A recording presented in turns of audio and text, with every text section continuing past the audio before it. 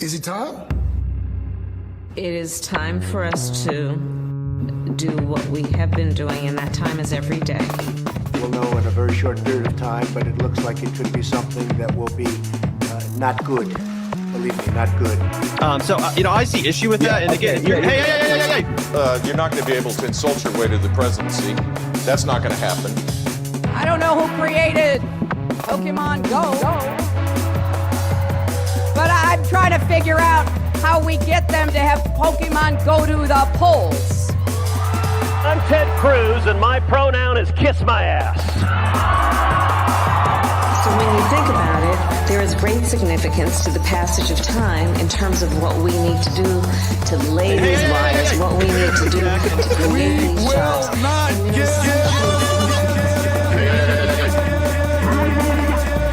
America is a nation that can be defined in a single word. I was going to foot. Not good. Believe me, not good.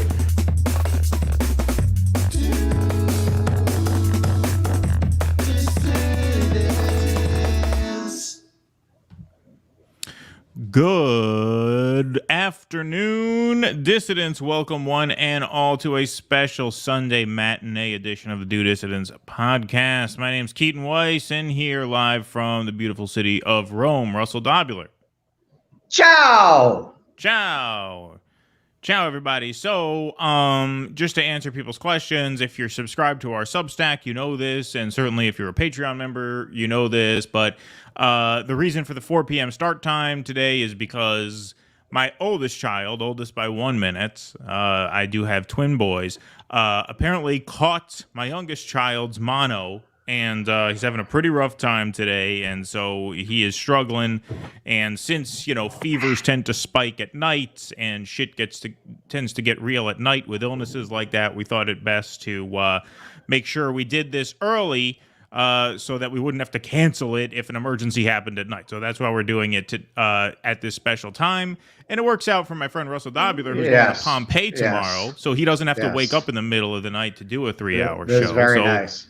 Exactly. Although, guess what I learned how to use today? What's that? All the people from civilized parts of the world are going to laugh at this. I had no fucking idea how to use this. I had to look up a YouTube video. Oh wow, what is that? That it's an espresso maker, but you got to put it on the stovetop. Right. Oh, a stovetop coffee maker. Okay. Yeah. Beautiful. Basically, if anyone ever finds themselves in a similar situation, the coffee goes in here, but the water goes in there, and then the coffee goes on top. Then you put it on the stovetop, and it boils the water up to the coffee, basically. Nice, interesting. All right, well, that's good. Also, something else that's useful, and also don't put the water above the valve. I didn't, but bad things happen if you put it above the valve for obvious reasons. Also, something that I've never seen in my life. It's probably not just in Italy. Probably you can find it in other places too. There's a lever, like you got to turn on the gas to use the stove. Mm-hmm.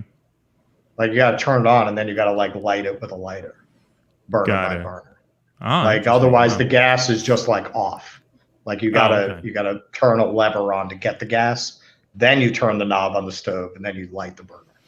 Well, yeah, you know, things move at a slower pace over there. That's why, you know, it's a very, very methodical process, you know. Not a bad thing. Not a bad thing. But yes, that explains the early time slot. So we're sorry we had to switch it, you know, relatively last minute. We sent out the Substack message a few hours ago. So that's why we tell you folks, join our Substack. It's free. Even if you don't want to, you know, pitch in money. If you can't pitch in money, that's fine. But when you join the Substack and we have to make a change like that a few hours in advance, you know about it. All right, so that's how that works. And thank you again for the kind wishes for the kiddo. It's less scary this time since we have a good idea what it is, but still, you know, day 2 or 3 of that can get a little dodgy at night. So we thought rather than have to cancel it for an emergency, we would get this in early. I hope this doesn't interfere with anyone's enjoyment of football or the U.S. Open. Is the U.S. Open on right now? Somebody said the U.S. Open was on right now. Can't imagine many of you care about that, but if you do, sorry. I just want to follow up based on some of the comments. I'm not saying you can't get this in America. It's just that we don't use them. I mean, most Americans don't. It's rare. Let's put it this way. If you had an Airbnb in America, you would not just leave this in a cabinet and assume that the person would know how to use it, right? Whereas here, you would just assume that, you know, you're not going to have a barbarian that wouldn't know how to use one of these. Right. Understood. 418 in the YouTube chats. Looks like we got a crowd filing in over on Rumble, 60 strong in the Rumble chat. Please hit that like button so we get as many people in here as possible. This isn't our regular time slot, so we need the algorithm's help to get some eyeballs on us. So please hit that like button wherever you are. Hit that subscribe button. If you're on Rumble, please do hit that follow button. Oh, Pat Donahue just gave us a super chat. We'll take super chats in a little while, but this is a nice treat for our across the pond dissidents. Russell is one of them for now. You know, you don't get the show at 1 in the morning now. Now you get a nice, you know, 10 o'clock, little bedtime hour, sort of tail end of prime time show. So hope it works out for everybody. Mamma mia. Yes, exactly.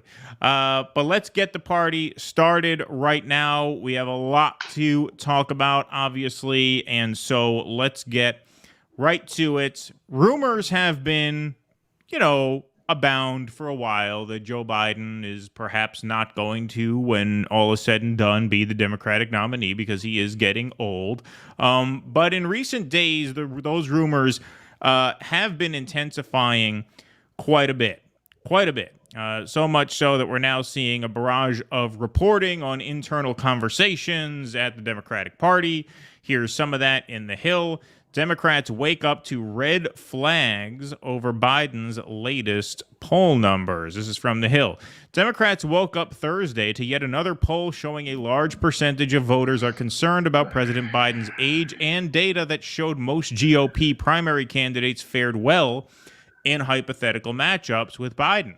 A CNN poll contained numerous red flags for Biden and Democrats. It found 46% of registered voters said any Republican presidential nominee would be better than Biden in next year's election, and 49%, that's quite something, considering some of the guys they got over there.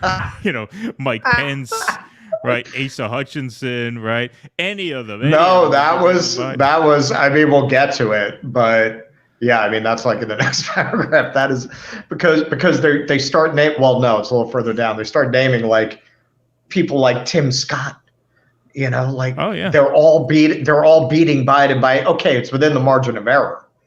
But I mean, that's a trend when everyone's margin of error errs towards beating Biden. Yeah, exactly. Including even Chris fucking Christie. And Chris Christie. Indeed. So 46% of registered voters said any Republican nominee would be better than Biden in next year's election. 49% said Biden's age was their biggest concern about him as a candidate in 2024. What did I tell you, folks? What do I keep saying? You know, we are online political junkies, so we analyze everything. Most people do not analyze everything. Most people, especially most voters, are normies. The normies are going to be concerned about his age. That's going to be number one. It's not going to be Ukraine. It's not even going to be the economy. When it comes to Joe Biden, most people look at a guy like Joe Biden and think, can he do the job? Yes or no? That's why you're seeing top issue for the normie voters, obviously, age. Biden's overall approval rating in the poll was 39% and only 74% among Democrats. That's devastatingly low. And in hypothetical head-to-heads, Biden is neck and neck with most of his potential Republican opponents, including former President Donald Trump, the frontrunner for the nomination. Former South Carolina Governor Nikki Haley led Biden by 6 points in a theoretical general election matchup between the two, according to the CNN poll. Once again, proving my point about how the normies hold a grip on electoral politics. Nikki Haley would win if she were the nominee, which of course she will not be. She would win a lot of those moderate, independent, suburban wine moms. A lot, right? And that's why she's beating him by a margin greater than the margin of error. Here's David Axelrod, who gets paid to basically convince, the party that they're on the right track and to convince the people that the Democrats are going to do well. Quote, these numbers are not good, and they're consistent with most of the other polling that we've seen. The country is in a sour mood. He's not getting credit for what I think is a fairly substantial list of achievements. Oh, that's too bad. David Axelrod, a former Obama White House and campaign strategist, said on CNN. And the reality is, if this were a referendum, he would be in deep, deep trouble, he added. There's an expression in sports that, sometimes you have to win ugly. And I think that's what lies ahead here for this president and this White House. So obviously... Or just ugly. Right. Yeah, Exactly. So obviously not a good situation for Joe Biden. Here's Van Jones on CNN talking about some conversations that people are having behind closed doors. Here is Mr. Van Jones. I think a lot of Democrats look at these numbers and say the whispers are finally showing up in this data. People are talking behind their hand. They worry about Joe Biden. Joe Biden's like that grandpa that you love, that you believe in, you owe a lot, but you start to wonder. He's like that grandpa that threw your father in jail for no reason, but you love him anyway because he's not Trump. That's when my grandfather did something to piss me off, before I would open my mouth and say something about it, I would stop and think, he's better than Trump. I said that about my grandfather all the time. God rest his soul. My grandfather was a better pundit than you and me combined, buddy. He only had one political opinion. They're all a bunch of crooks. Right. Yeah, that was what my grandfather said too. Indeed. Nailed it. Indeed. Would you give this grandpa a high-stress job for 6 more years, or would you want something else for him? That's what's being talked about. And people are scared to come out and talk and say anything about it. But I think it's important for us to have this conversation now. I think this may be the bottom for Joe Biden. He may go up as the economy improves, but right now the economy is getting better and fears about the economy are getting worse. All right. So, well, that suggests that his numbers are not going to go up as the economy, quote unquote, improves. And I don't know what economy he's talking about. Not only that, Van. I know you don't get out much, buddy, but you ever heard of the wisdom of crowds? Have you ever considered that maybe people feel that the economy's getting worse because it's on the verge of collapse, and people in your class just don't see it? Right. And people can still not afford groceries, right? I mean, all this shit about, inflation's gone down. No, the rate of inflation's gone down. Groceries are still just as expensive as they were. I hang out in grocery stores basically for a living, all right? Not as much now, thanks to all of our supporters, but I still spend a lot of time checking prices at grocery stores, shopping for people's orders, and the prices are not getting lower. The economy is not getting better for ordinary people. It just isn't. And so this idea that, sooner or later they're going to catch on, nonsense. They need to put into their numbers. They look at gas prices, right? They look at electricity prices. They don't look at bacon, egg, and cheese prices. And that tells the whole story, because before the pandemic, bacon, egg, and cheese in Harlem was $3.50. That shit is fucking $6 now. No, almost double. That is almost 100% inflation on a bacon, egg, and cheese. Right. Exactly. And it didn't go back down. Didn't say, things are easing up. Let's cut it back to $3.50. No. Let's go back to, let's at least go to $5. No, $6. Yeah, doesn't work that way. Here's Kamala Harris being interviewed by the Associated Press, finding out, hey, is she ready to step in? Sorry, this is intentional. There's a little bit of a lag on Russell's end, so I have to start the video with no sound. So don't worry, folks. Just bear with us. Question of the president's age often go hand in hand with questions about how you would step in the role, if necessary. Do you feel prepared for that possibility? And serving as vice president prepared you for that job? Yes. And how would you describe that process? Just say yes. If they ask you, just say yes. Well, first of all, I'm answering your hypothetical. But Joe Biden's going to be fine. So that is not going to come to fruition. But let us also understand. Don't laugh. That creeps everybody out. Don't laugh. They told you not to laugh. That when they take the oath, that they must be very clear about the responsibility they may have to take over the job of being president. All right, so they're asking her, "Are you ready to step in?" She says, I'm not I'm crazy. I'm just jolly, but it doesn't read. It doesn't read. Smile. Don't laugh. Don't laugh. They say I look crazy when I laugh. You can see they sat her down, and they were like, "You can smile. You cannot laugh." And if they ask you any questions about your preparedness, it's always yes. Don't talk about time. Don't talk about quantum singularity. Yes, very direct. Keep it simple. Don't go off script. Exactly.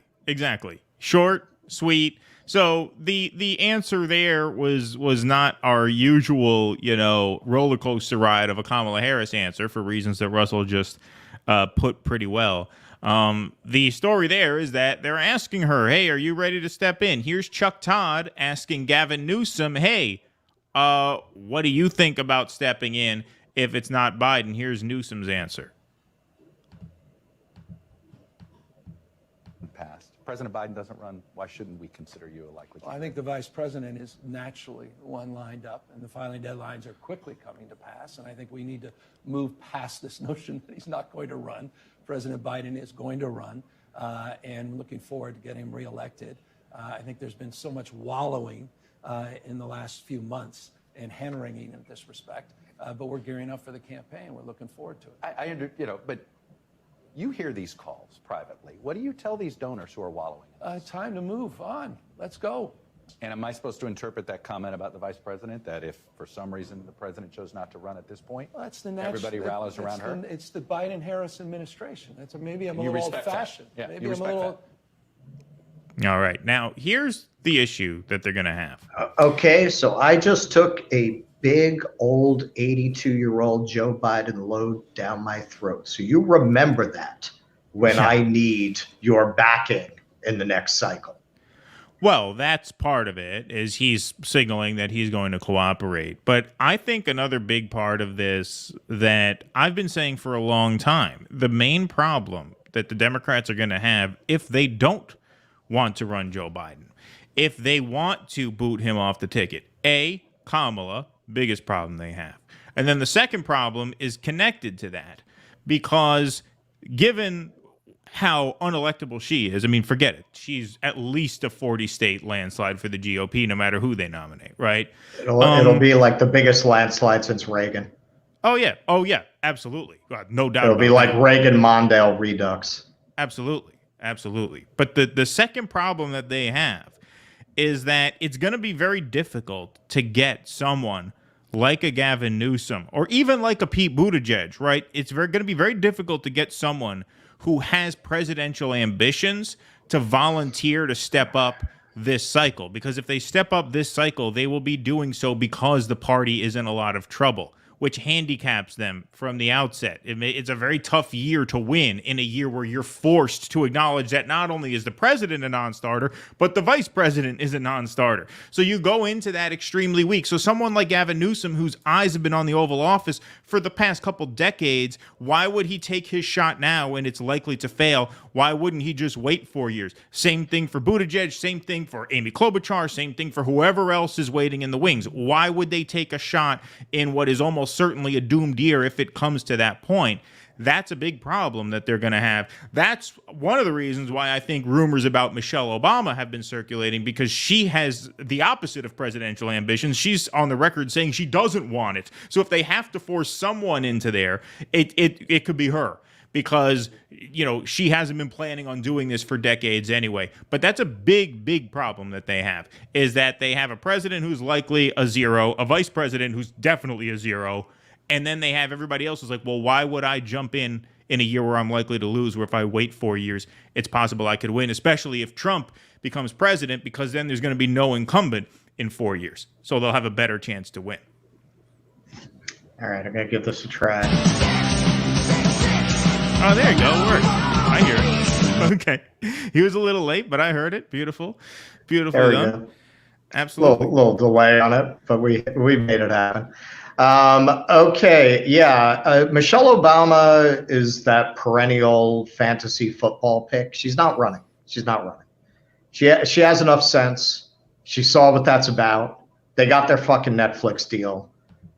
What more? What could that do but hurt her? Marketability. There's nothing in it for them. They're hanging out with Richard Branson in Martha's Vineyard. They're living the life. They have absolutely no interest in going back to pretending to give a fuck about the American public by doing right, no, I agree. She's almost certainly not going to do it. I'm just saying she's the only one that makes sense. No, I know. No one else else is going to volunteer. No, I'm just saying those rumors come up and they're absurd. I mean, it's just a fantasy league thing. Oh, what, it's fucking political porn for Democrats. What if Michelle gets in? Right. And do you know how many shit libs I saw walking around with their fucking memoir? Right. That outsold Hillary's. Everybody bought that. Of course. Memoir. Yeah, obviously. All those people bought that memoir. So yeah, that's not going to happen. So the Democrats, basically, they have no good options. I mean, with Gavin Newsom, he's a slippery little fuck. He's saying the best thing now to ingratiate himself with the people he's going to need later. Him saying he wouldn't get into it if Biden dropped out does not mean he will not. This is Mr. French Laundry over there. This motherfucker, just because he's saying it now because that's the best thing for him politically to say right now. Doesn't mean he wouldn't actually do it. But yeah, they have no good options. Kamala, I think they have enough sense to know at this point, as much as they tried to make her happen, you can't make somebody that awful happen. And there's just absolutely no way she would win. However, how on earth do they not run her with their base of African-American women who presumably, if they're still in this party, are going to take it pretty personally if they knock out Kamala Harris. So, yeah, I mean, they have no good options. And Gavin Newsom, I've said this again and again. I mean, yeah, he might look like the great white hope over there, but there's no getting around San Francisco and LA. I'm sorry. Like, I have no idea why anybody thinks that being the governor of California is not fatal. That's fatal for anybody. And you would need Bill Clinton in his prime skills. He talked his way out of Arkansas, but nobody really pays attention to Arkansas. People are more aware of what goes on in California. So the Democrats really don't have anybody. Like there's nobody on the board who would feasibly be able to beat the Republicans. And it may just be that kind of a year that even if you had somebody with skills and without the baggage that these possible candidates have, it still just might be one of those years where people are so angry about the Biden administration that they're just going to vote for the Republican. Also in that poll, the enthusiasm gap is more decisive than almost any other factor.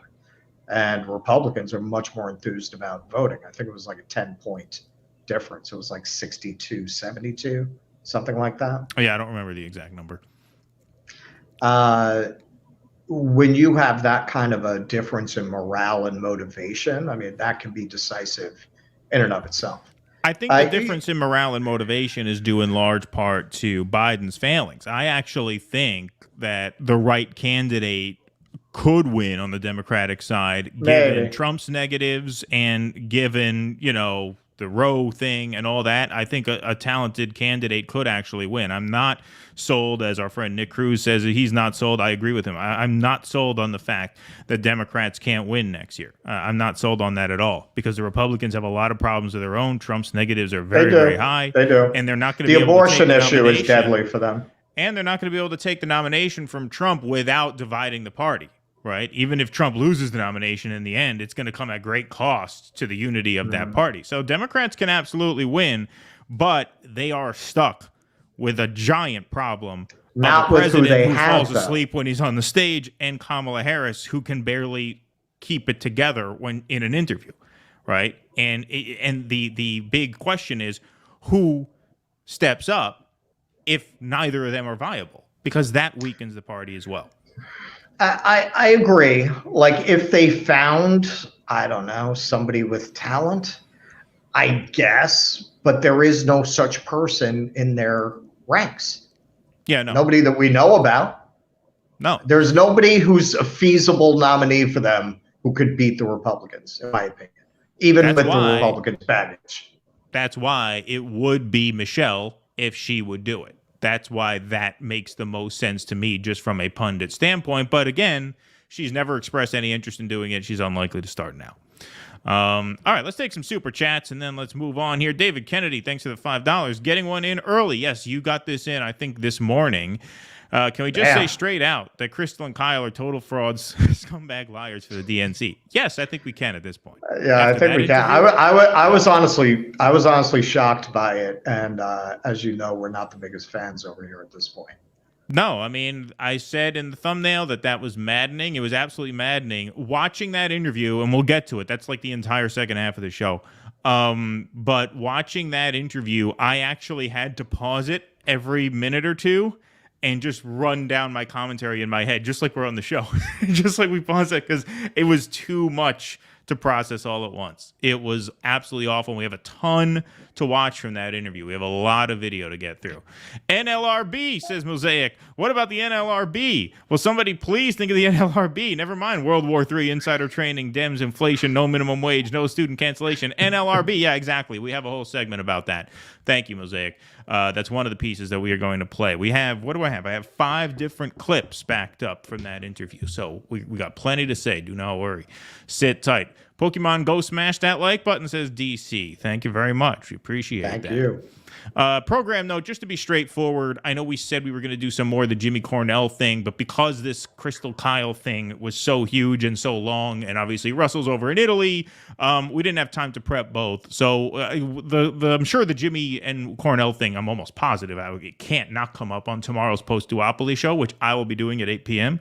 I'm sure we'll talk about it more then, and if there's more still, we will do it on Wednesday, all right? So I apologize because I know we said we were going to do it today, but it's one of those things where this Krystal-Kyle thing came out of nowhere and just took our space by storm, where all of a sudden that was what we had to talk about. Honestly, we were going to do it. And, I saw another clip. I still haven't seen the whole interview. And I'm just not comfortable because I've had that experience where I thought one thing, but then when I saw the whole context, I thought something else. So I don't want to give a take that I can't stand behind later. I got to see the whole interview before I really so we'll do more of that on Wednesday when we'll have some time. Abiding, thanks for the 99 cents. Appreciate that. Tyler says, Russ, that's going to burn your espresso real fast. Think so? Did you used it, right? I made coffee with it this morning. It was very good. Beautiful. All right. It wasn't a problem. Well done. Not a problem. That's good to know. Pat Donahue, thank you, my friend. I found myself nearly grinding my teeth watching Kyle. His arrogance is off the charts. Thought Briahna was too nice in the face of his ignorance. So much she could have said and didn't.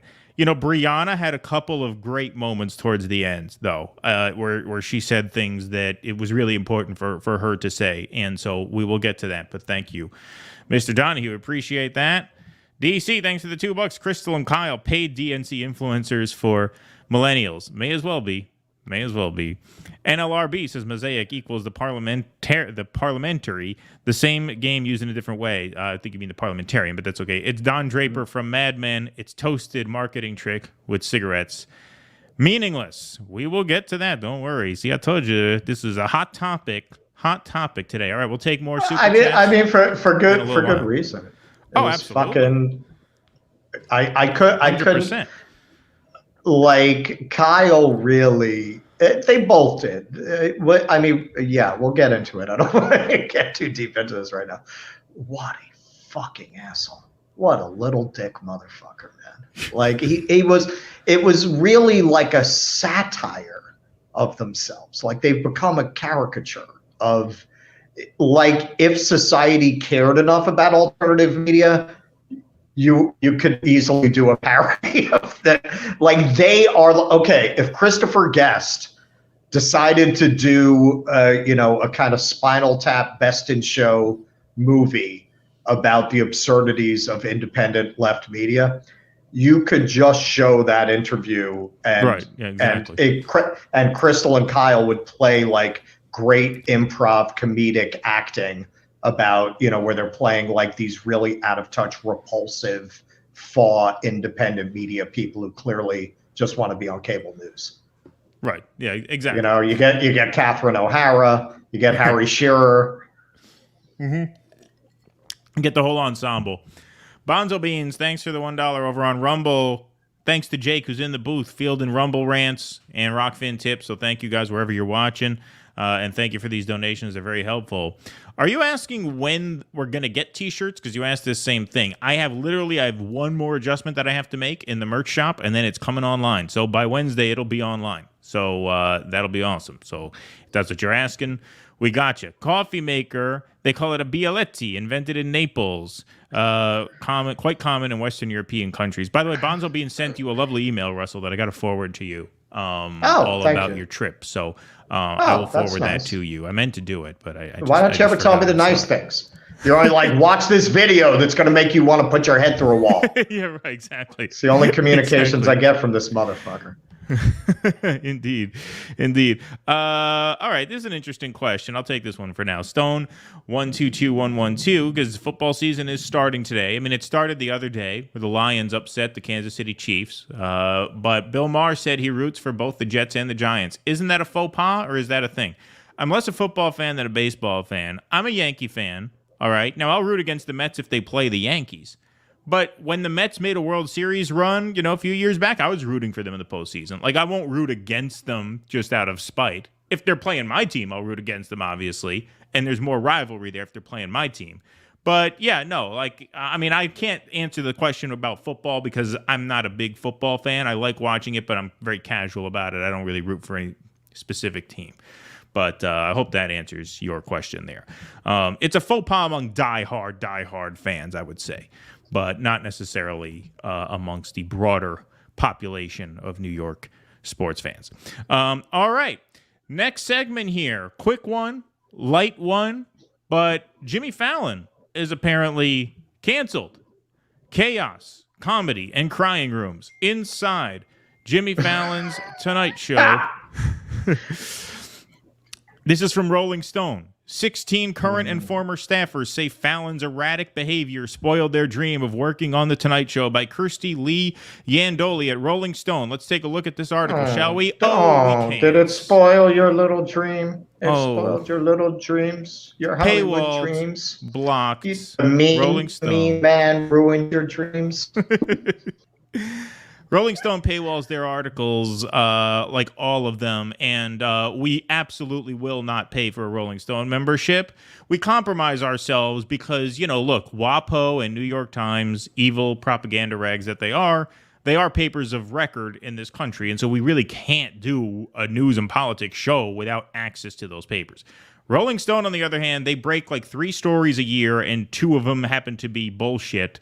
The rest of it is all like 5-star reviews for mediocre U2 albums. And so, no, we're not paying for that. Like, that's what it is. That's what it is. That's really what it is. And so, no thank you, Rolling Stone. But we do have secondary reporting on this. It's really sad, man. If any of you ever get the opportunity, you can find it in some like antique shops that sell like funkier shit. Go find like back when they did Rolling Stone on newsprint. Right. And it was like this radical left newspaper / culture. You just wouldn't believe it given what it's become now. Like if you're only familiar with current Rolling Stone, you wouldn't believe what it started out as. Right. Exactly. So the hell with them. We're not paying for a membership, so we can't read the original reporting. But here's some secondary reporting from the Los Angeles Times. Jimmy Fallon apologizes to the Tonight Show staff after toxic workplace report. There we are. Jimmy Fallon has apologized to the Tonight Show staff after a Rolling Stone investigation outlined ways in which the Emmy-winning program has been a, quote, toxic workplace for years, fostered by its titular star. The magazine, citing 2 current and 14 former staffers, reported Thursday that the NBC star spoiled the dream of working on the legendary late-night show with his erratic behavior, berating employees, and giving at least one former staffer passive-aggressive feedback on their work. Passive-aggressive feedback, that's a headline.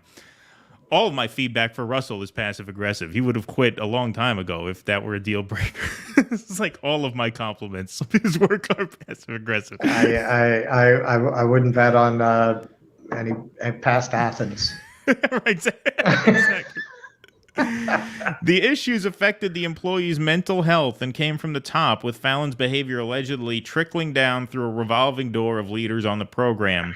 9 showrunners in the last 9 years who reportedly didn't know how to say no to the popular star.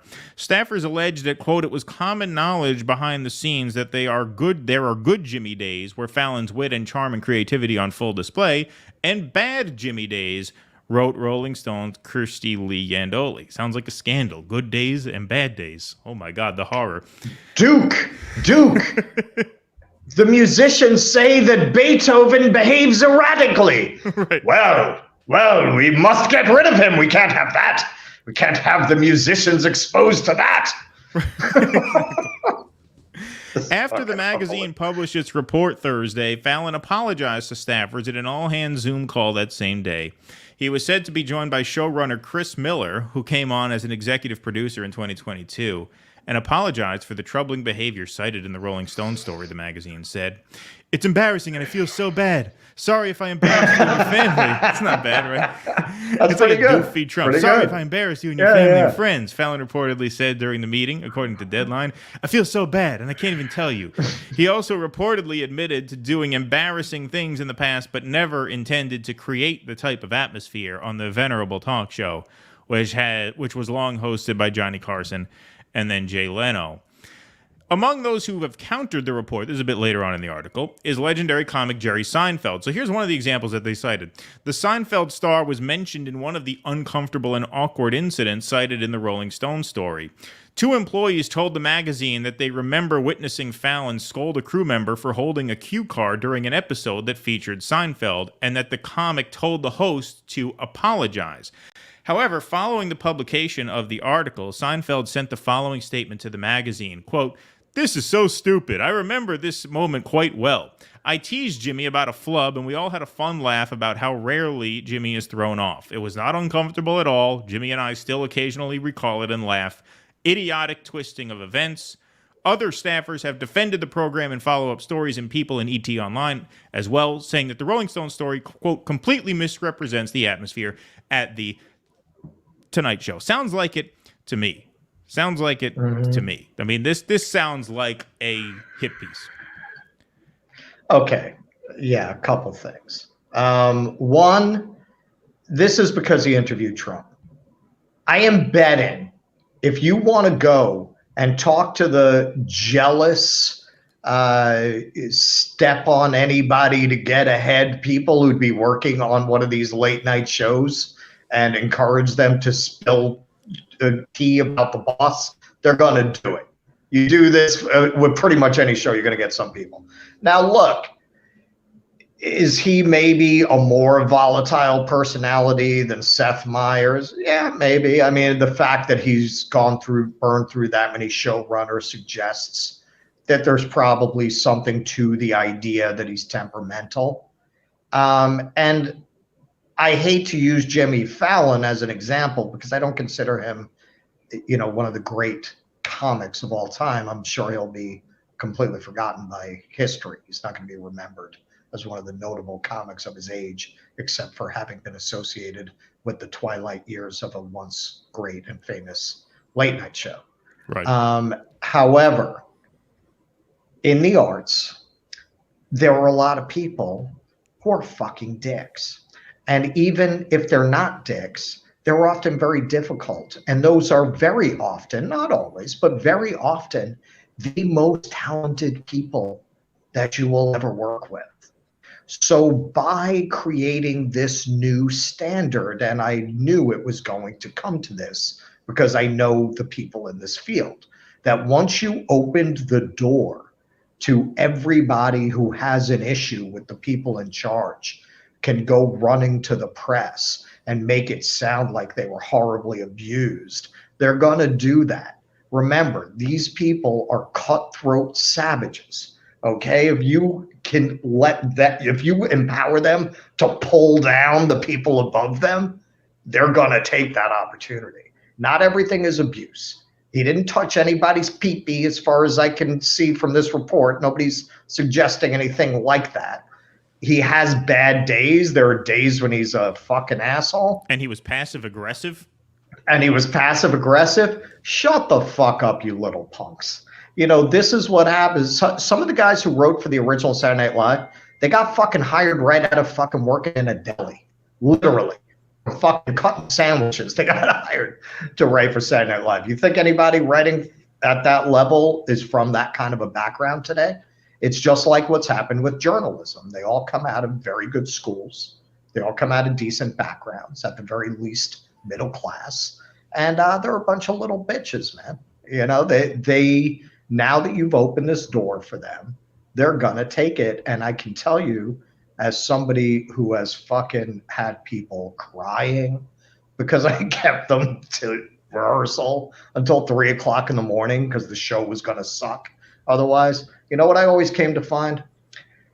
The one thing they'll never forgive you for is if the show is bad. If the show is good, they'll forgive all of that. I mean, particularly if it was done in the service of the show. Like if you're an abusive person, which I never was. But yeah, man, I never felt that was an effective way to motivate people. People do much more for you if they believe in what they're doing than if you're just scaring them, right? I mean, that's not an effective tactic.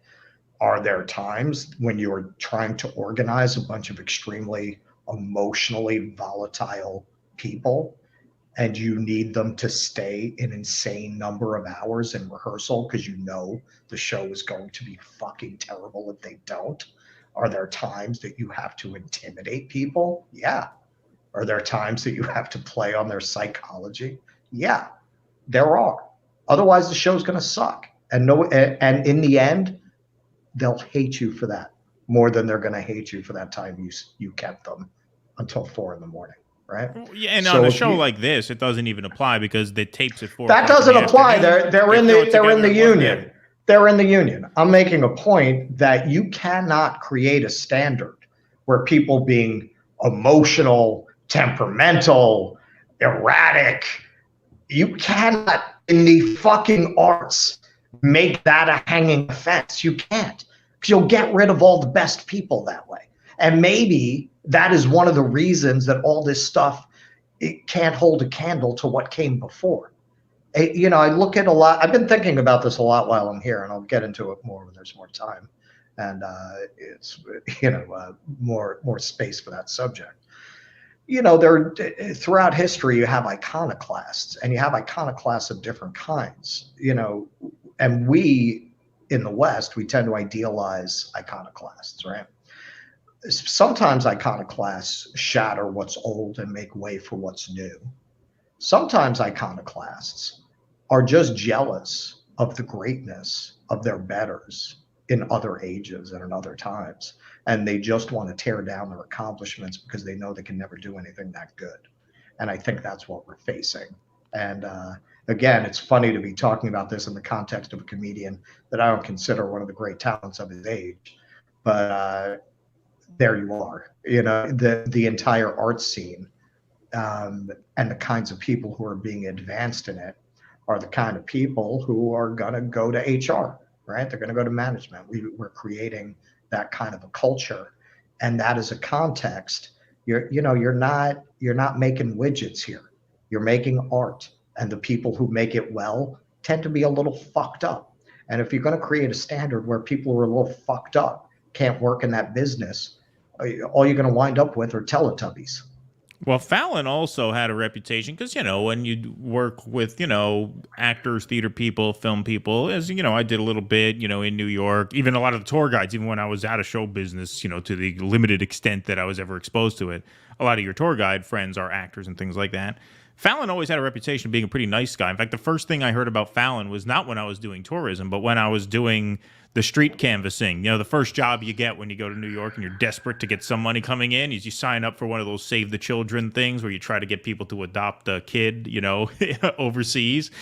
And Fallon, they said, you know, that whenever Fallon would see one of them, he would pull money out of his wallet, he would hand it to them, and then they would say, okay, wait, we need you to fill out the form because we can't just take cash. We need it accounted for. He's like, nope, sorry, gotta go. And he would run away. You know, so, you know, probably a little fucking nuts, but, you know, he's a comic. I mean, that's the type. Right. But he never had a reputation for being a bad guy. And Rolling Stone has a reputation for sensationalizing stories. That horrible story that they wrote, the rape on campus story, the famous one. And I was really offended that they botched that one because I do think sexual assault on campuses is a huge problem. And they set awareness for that issue back a long ways by doing a shoddy job of that story. So yeah, it's a bullshit outlet, and this is a bullshit story, and but it's hot now, so we thought we should make at least a quick mention of that. But we have lots of other more important stuff. Both being from an arts background. Exactly. John Cedillo, thank you for the $9.99. My best to your son, Keaton. Well, thank you very much. He just woke up, actually. My wife told me, so he's asking for a popsicle now, some applesauce. That's good. He's got an appetite. All right.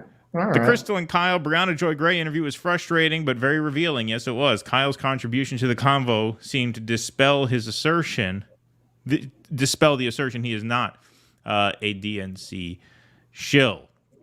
We will get to it. I know that's on everybody's mind, but thank you. We will address just about all of what everybody's saying. Extra Bulla, are you guys in neighboring photo booths? Yeah, it looks like Russell's in a photo booth now, too. Yeah, now it does look like that. Good observation, Bulla. Thank you very much. Folks, you can support this show by going to patreon.com/do dissidents. That is what makes these shows possible. Patreon supporters get their names up in lights here. They get access to the show as callers. We have a caller who's on the line. We see you there. We'll get to you before we log off. Don't worry. And you also get access to patron and paid Substack subscriber exclusive live streams, which are over on Rumble. Those are uncensored live streams. They're a lot of fun. So if you can go over there and become a member, it really helps. You get a lot of perks for it. That is the best way to censor-proof the operation, to ensure that we can keep going no matter what happens on any of these platforms that we are beholden to. If you're giving us a bunch of super chats, as a bunch of you guys are, rather than give us 5 super chats a show, give us 4 super chats a show and throw $5 in the Patreon pool. It really makes a huge difference. We are up around the 300 patron mark. When we get to 500 patrons, if we add 200 more members, we will add a 4th show per week. At that point, we will pretty much be full-timers, but we need to get to that 500 patron mark before we can commit to that, because that 4th show will be another daytime show, which means another missed work day. So we can't afford to do that until we get to 500 Patreon members and or paid Substack subscribers. So wherever you go, if you can help us out with that, that would be awesome. DC, and if you all sign up as patrons, and then you get 200 people to write a letter telling other people to sign up as patrons, within 2 weeks, you'll get $1 million in the mail.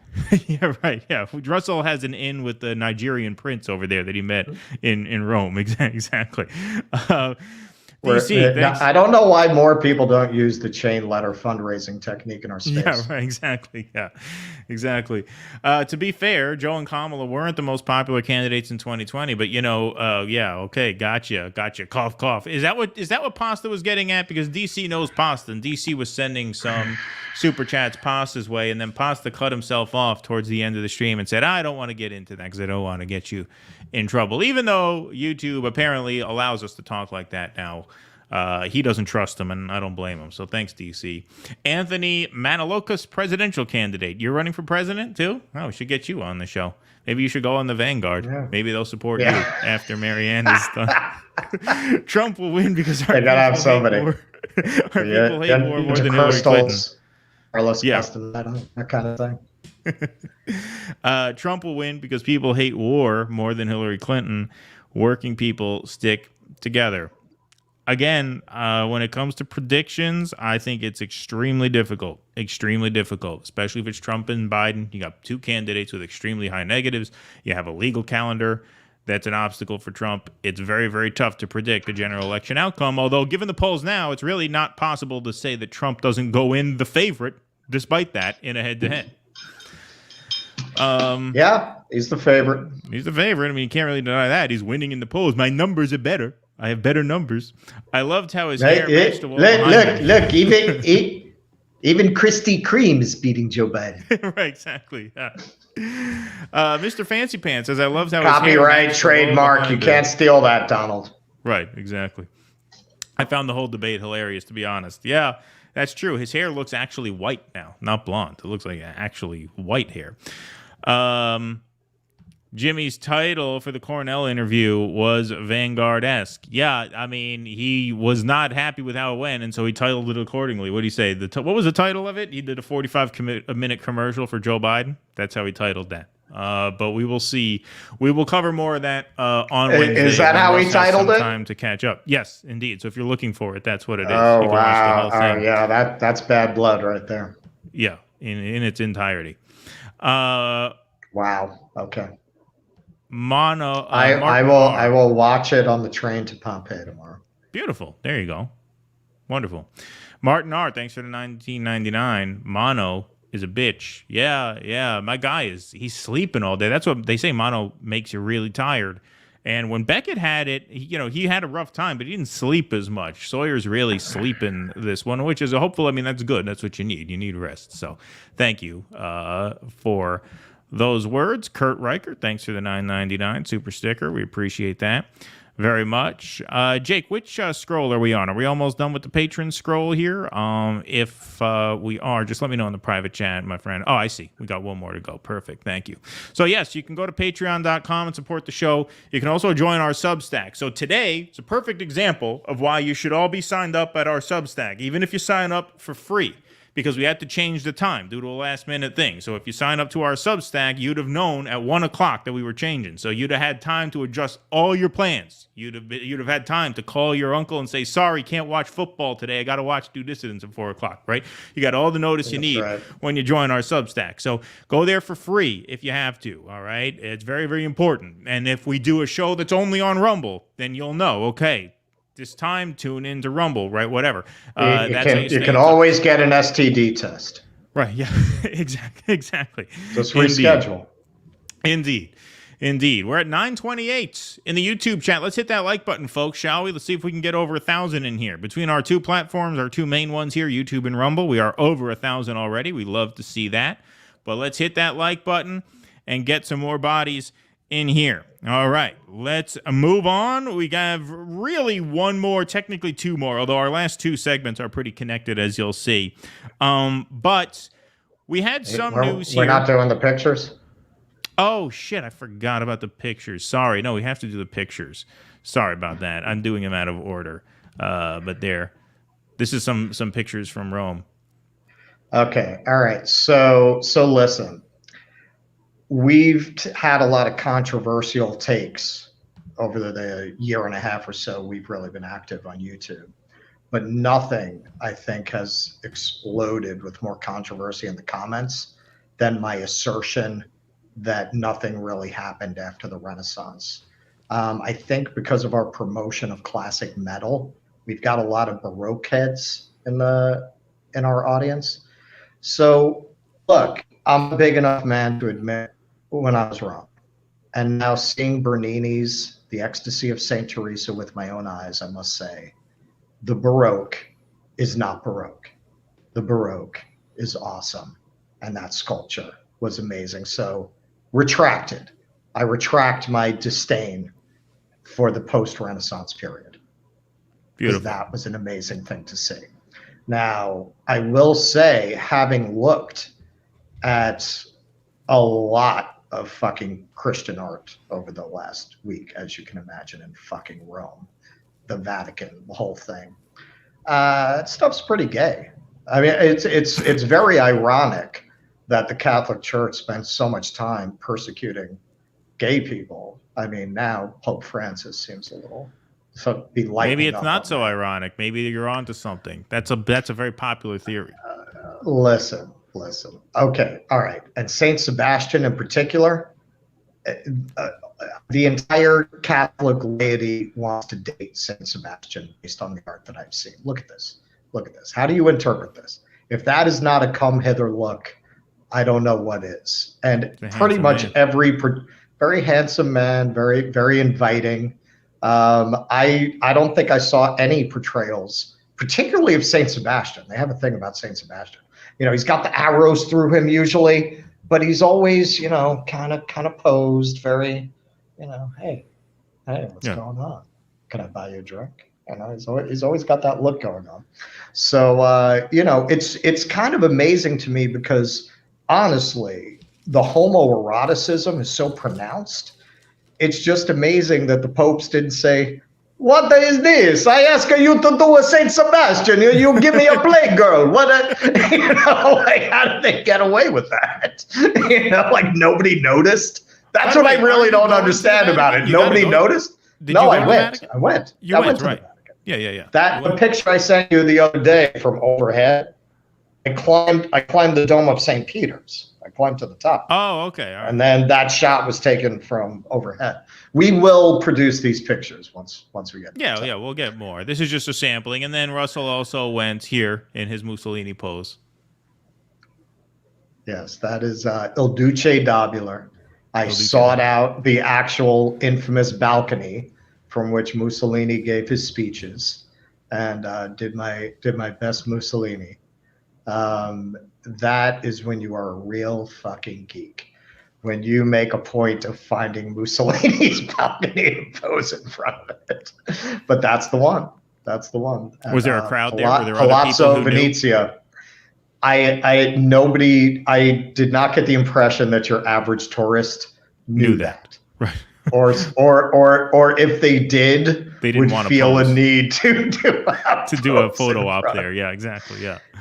Well, right across from there is actually the big presidential palace that actually, it was started before Mussolini, but it was finished under Mussolini. That's just classic fascist architecture with the steps and the horses with the wings and the angels, and that's like right across the way. That's Piazza di Venezia, and over there was Mussolini's balcony. All right, let's move on to our third segment of the day. Folks, you may remember this was back in July. We did a segment on this. Early July, this is the BBC, Biden officials must limit contact with social media firms. So there was a court ruling that limited the Biden administration's interaction with social media firms regarding what content they wanted censored off of the platforms. Here, this was by Annabelle Liang in BBC in early July. A U.S. federal judge has limited the Biden administration's communications with social media companies, which are aimed at moderating their content. Shortly after that, it was announced that the Biden administration would be fighting this in court, and so the order was paused. This is the New York Times on July 14th. This article was, I believe. Social media restrictions on Biden officials are paused in appeal. In its 3-sentence order, a 3-judge panel of the U.S. Court of Appeals for the Fifth Circuit said the preliminary injunction issued this month by a federal judge in Louisiana would be put aside until further orders of the court. The appeals court,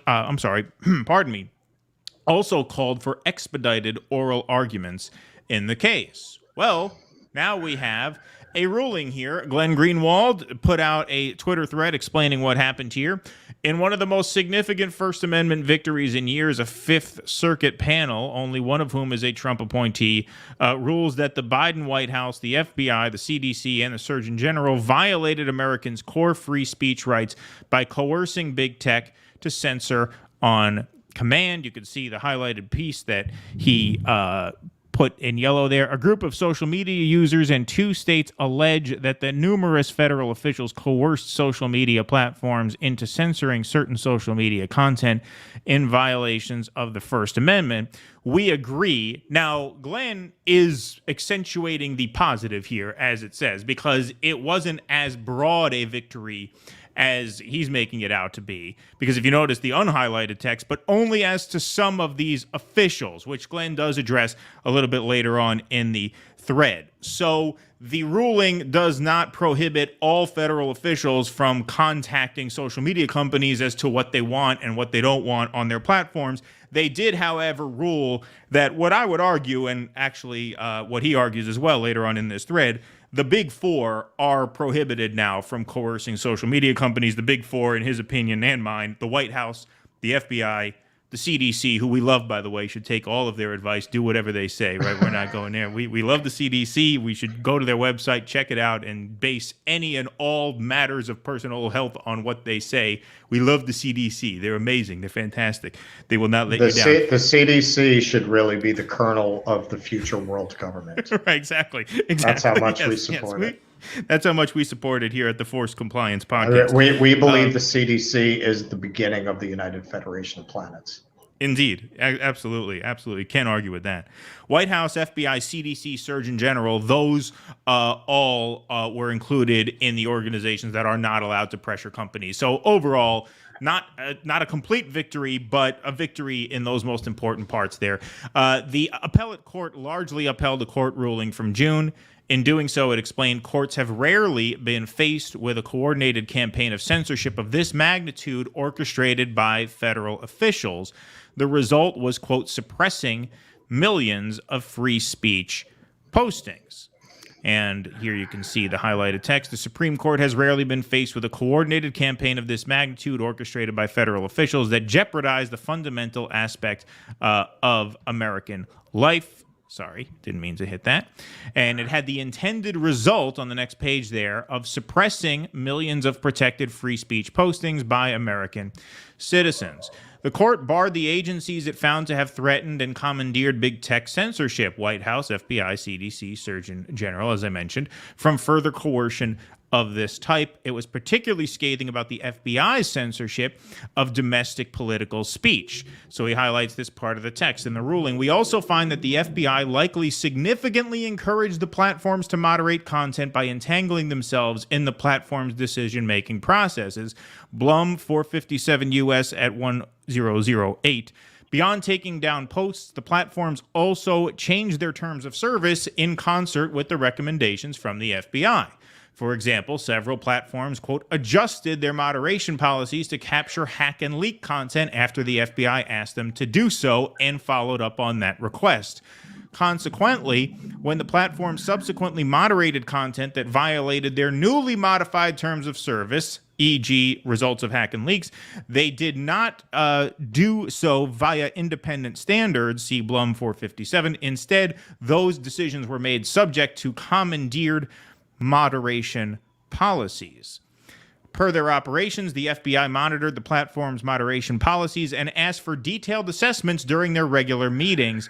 The platforms apparently changed their moderation policies in response to the FBI's debriefs. The appeals court finally gave the lie to the defense of Democrats that this censorship was merely big tech acting on its own, which we've been saying for literally years now. False, said the court. U.S. officials constantly threatened and thus forced these platforms to censor in accordance with government demands. So I saw Matt Taibbi wrote a Substack on this, which dove more into the subtleties of the ruling. He said it was a win on one hand, a loss on the other hand, since the ruling wasn't as broad-based as he'd have liked it to be. But big victories there. Obviously, I mean, in my opinion, the biggest one being the FBI, for reasons that he included in his thread there, are now thwarted from coercing social media platforms into censoring speech, which they were engaged in, as this court ruling reaffirms, because it affirmed it the first time. And, look, this is part of the conversation when you talk about fascism and you talk about this debate now that apparently has been revived somewhat vis-a-vis the Door versus West interview about fascism and about how the Democratic Party is an engine of its own type of fascism, because that's exactly what this is. I mean, if censorship of this kind is not a hallmark of fascism, then what is? And so a good ruling here, and as Greenwald pointed out, only one of the judges were appointed by Trump, but they were all Republican-appointed judges. And so that does beg the question, hey, for all of the horrible rulings that we've seen out of conservative courts, this is a ruling that you wouldn't have gotten out of a quote-unquote liberal court. The liberal court would have sided with the FBI and with the White House and with the CDC and said, no, you're allowed to, tell them what you want them to do, right? They wouldn't have said this is coercion, right? They wouldn't have said this is an inappropriate ruling. And so in this respect, and this is fundamental, I mean, it's existential for us, obviously, because we're in the business now of running our mouths, but it's also fundamental to living in a society that has made the bargain that we have made, which is that we have a First Amendment here. We have free speech. That's baked into the social contract, right? And so to have it violated as egregiously as it has been by mostly the Democratic Party, in the past few years at least, to have that rebuked is significant and overall a win. And these are conversations that the left needs to have right now. And if we ever get to interview Cornel West, which is not looking good for us at this point, I have to say, I think it's worth asking him. So what is your opinion on this? Because this is fucking important. Like, we're all in agreement about the big ticket sort of socialist reforms when it comes to healthcare, when it comes to education, when it comes to debt forgiveness. But those battles have become abstractions because the battles that are fightable and winnable now are these kinds of battles, as evidenced by the fact that it was just fought and for the most part won right now. And so where does the left stand on this? Is this a good ruling? Is this a bad ruling? What do you think? I think it's very, very important to get everybody on the record there. That was something I was a little disappointed that Briahna didn't get into, actually, in that exchange, because especially if you're in this space, that's existential, right? I mean, it should be existential for anybody on the left, but particularly if speech is your entire professional life, speaking freely, being able to speak freely, which, as we know, we can't here, right? That's why we do these Rumble exclusives, right. East Berlin, as we call it. And there are other agencies that I would have liked to have listed in my monologue there, but there are certain places you just can't go, right? Right. So there you have it. Sorry, go ahead. To even suggest that these companies are not coerced, I mean, that's, yes, well, clearly when Mr. Corleone came to your fruit stand and suggested how you were to arrange it, you were free to say no. Right. You chose to do what Mr. Corleone suggested you do. Right? Like, what you're talking about, these federal agencies who approaching these tech companies that very often have CEOs that have already been dragged in front of Democratic committees in Congress to answer for speech on their platforms. And you have the intelligence services hey, you might want to look into this. That's not coercion. I mean, any other ruling would be absurd. And look, I mean, this is how our system is supposed to work, which is part, when you look at its inefficiency, that's built in to not allow really bad ideas or to try to limit the ability of bad ideas to just very easily take hold, because it has to get through so many steps and processes and branches before it can really become public policy. So we find ourselves in the unlikely position of relying on mostly Republican courts to uphold our freedom of speech. But in reality, that's where we are. And any discussion of what we're going to be getting into, just the subject broadly of, well, don't you really have to vote Democrat to prevent the fascism of the Republicans? Especially if you're talking about freedom of speech and you believe, as I do, and many do, that freedom of speech is the core right from which all other rights are derived.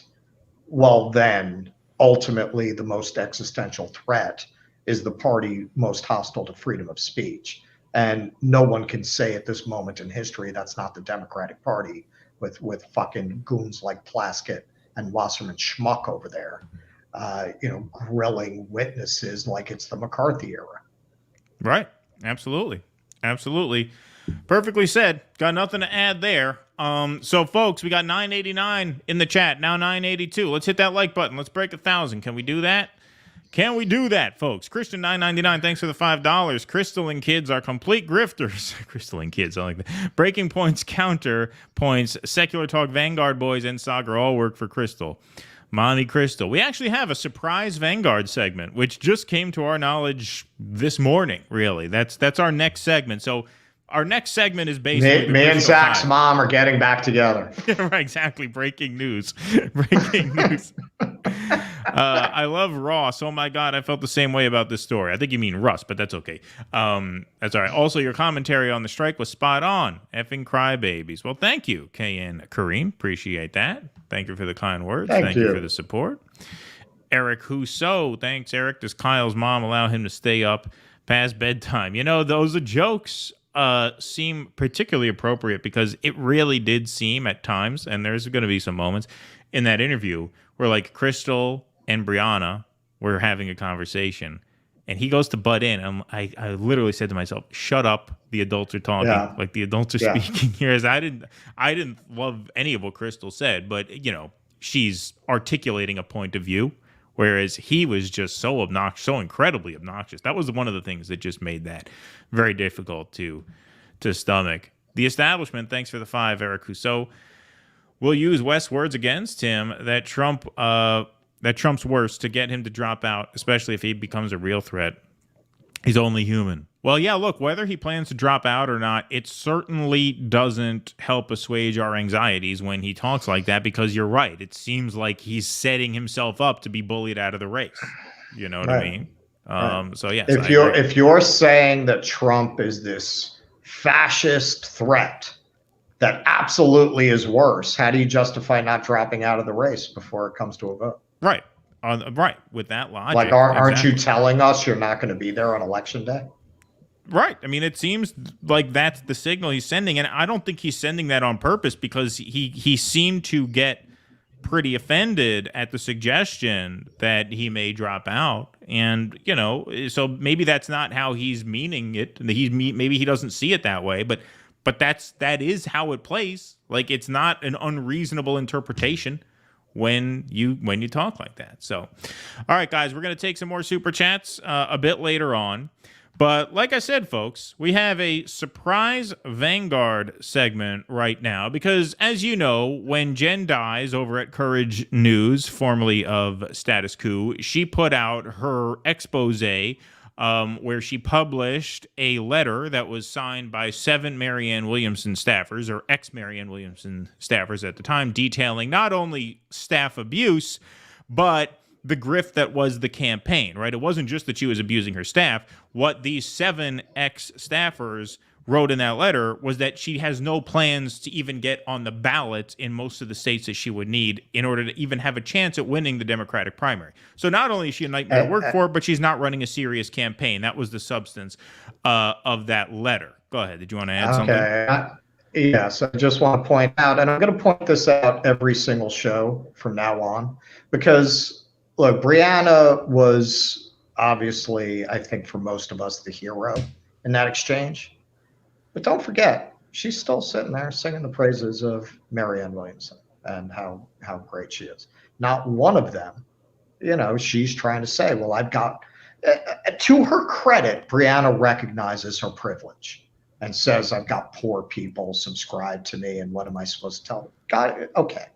But you're still too fucking privileged to realize how privileged a position it is to not ask Marianne Williamson a single fucking question about this reporting about staff abuse, because you see her as a class peer, and in the end you see those staffers as fucking peons, because that is the only explanation for why you are still sitting there singing her praises. So from now on, we're going to mention how many days it has been since Jenn Dize dropped that article with that letter from her 7 staffers begging people not to get involved in the campaign.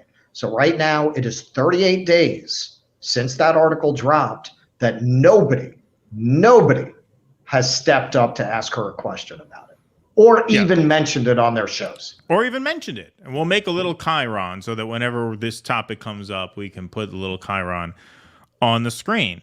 But Jenn Dize published that piece. It made the rounds, kind of. I mean, we covered it. We tried to get it out there. But because a lot of progressive media is friendly to Marianne Williamson, it didn't get out there as much as it should have. Now, we've reached out to Jenn Dize, who seemed like she was warm to the idea of coming on our show, but we haven't heard back. I will try again. Our door is open. I'm not sure what the issue is, if there's an issue or if it's just an oversight, but our door is open. In this piece that she just put out, she dropped, I guess, very early this morning, she dropped a Twitter thread detailing that she was supposed to go on the Vanguard show to discuss these findings, and the Vanguard apparently canceled at the last minute. So here it is. Marianne Williamson's campaign intentionally suppressed and got canceled my interview with Vanguard Pod following my deeply reported piece featuring horrifying allegations confirmed by sources with knowledge. So here it is for those of you who have not seen this. See? You see how long it took to load that? That's Elon, because it's a Substack link. You see how it took 5 seconds for it to load the link? There you go. That's what we're talking about. Fuck Elon. Yeah, this is the piece, okay? And we went through this piece when it came out. We won't read this again. You can go back. I'll actually link to the segment that details that. But, oh, wait a minute. You guys didn't see that at all, did you? No, you didn't see that at all because I didn't have it shared right. But that's okay. Sorry. Anyway, this is tweet 1 of this thread. Vanguard Pod asked me for an interview and retracted immediately before it was supposed to happen. They attended Kyle and Krystal's wedding where Marianne was the officiant. Following the scheduled interview block, they backed out, essentially calling me crazy. Okay, so here's how this happened, all right? She published a piece on Substack, which here, I'll pull that up now so everybody could see it because I don't want to tease an exhibit and then not show it. This was the piece that we featured in our segment about a month back here, August 3rd, 2023. Okay, so she puts that piece out. The Vanguard apparently get wind of that. They apparently ask her to come on their show to talk about it so that they could, you know, cosplay as honest actors, I guess. And so she says, okay, I'll come on. And then she appears in their chat on the stream where she was supposed to come on, because I actually watched that episode because I was expecting them to get into this article, right? And she appears in the chat saying, hey, I'm ready to come on. Aren't I supposed to be on? Where's the invite? Like, let's go. And they bounce her from the chat. They ban her from the chat. So she disappears from the chat. At that point, I messaged her. I said, hey, I saw what they just did to you in the chat. If you want to come on our show, let us know. Haven't heard anything. But I don't know what that's about. Anyway, that's for a separate time.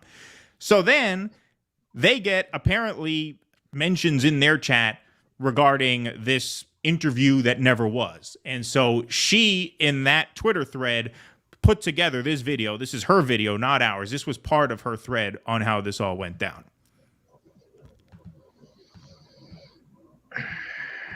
While we have you guys here, I don't know if anybody else was on Twitter and was expecting us to have, what's her name, Jenn Dize on. I wanted to have her on, Jenn Dize. but she was very difficult to schedule. Very difficult to schedule it. So now she intercuts. Again, this is her video, not ours, right? We didn't make this. She says, me being difficult to schedule it. So she puts the DMs up.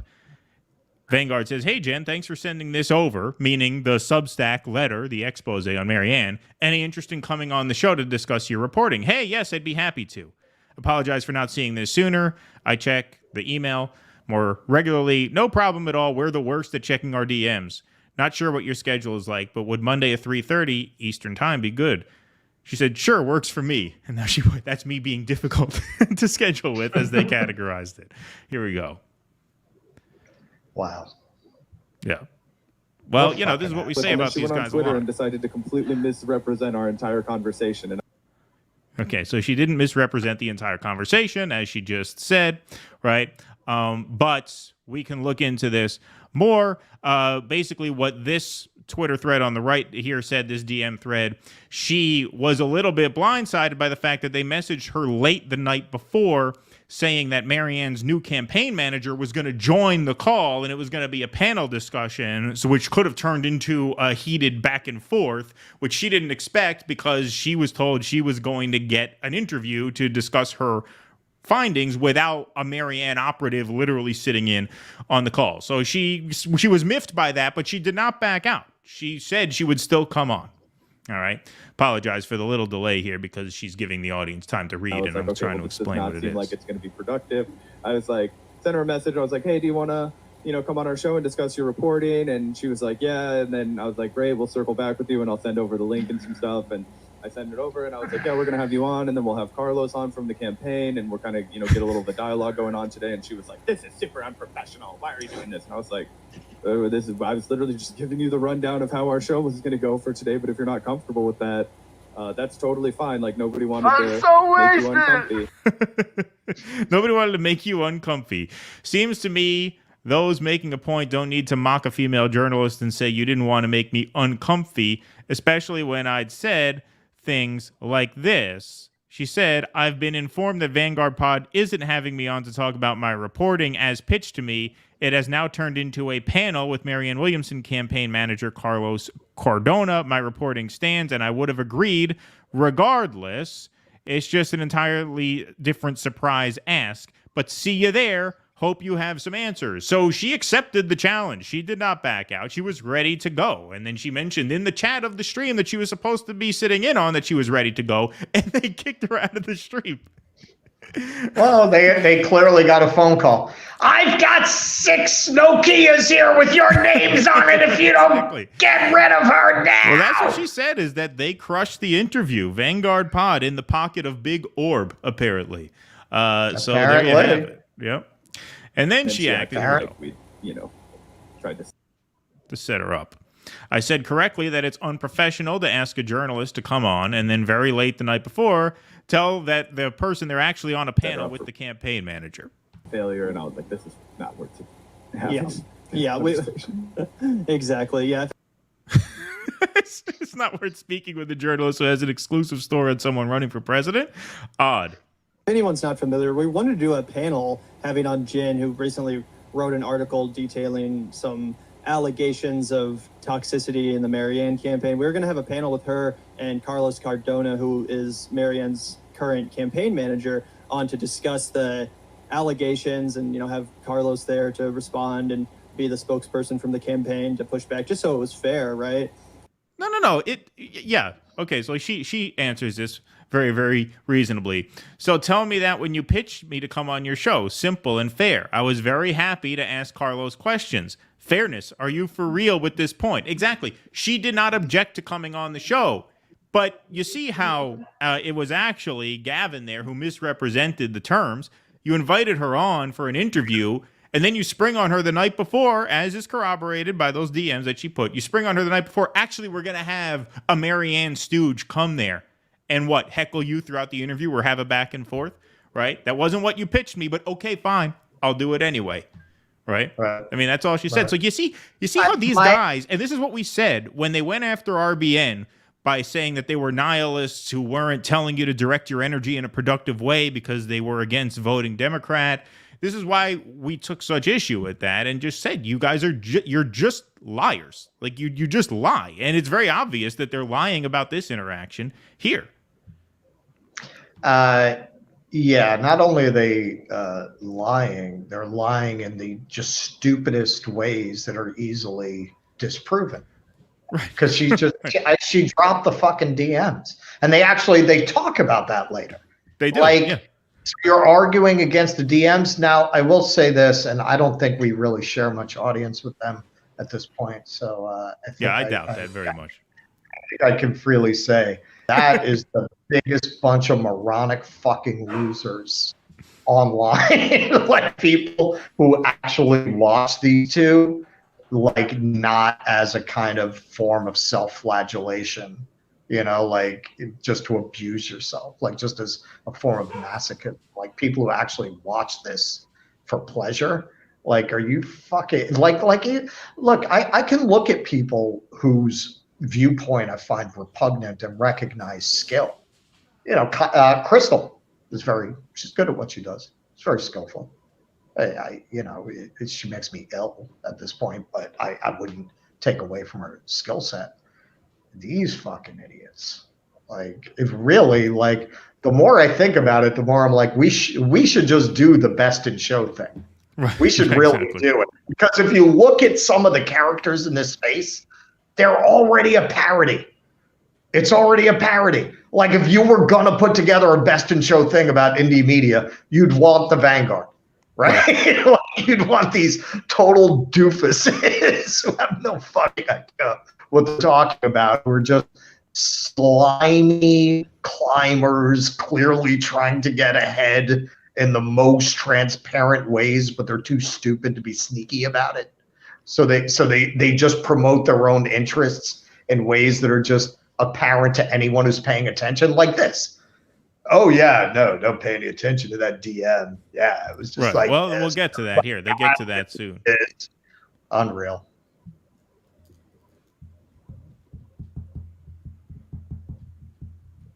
Don't blame me. But I guess Jenn was not happy with that arrangement.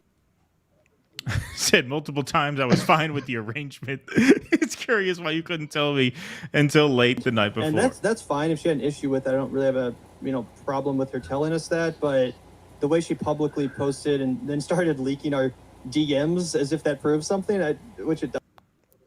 Well, first of all, it does prove. What are you talking about? As if it proves something? It proves that you pitched the interview one way, and then late the night before you changed the plan, and she thought that was a little sleazy, but she was willing to be a good sport and come on anyway.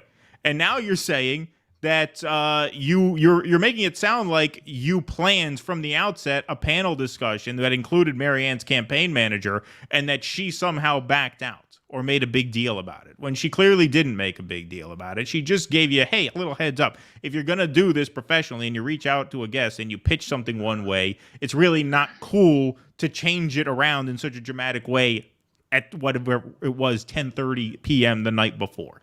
That's all she said. And the DMs clearly did show that.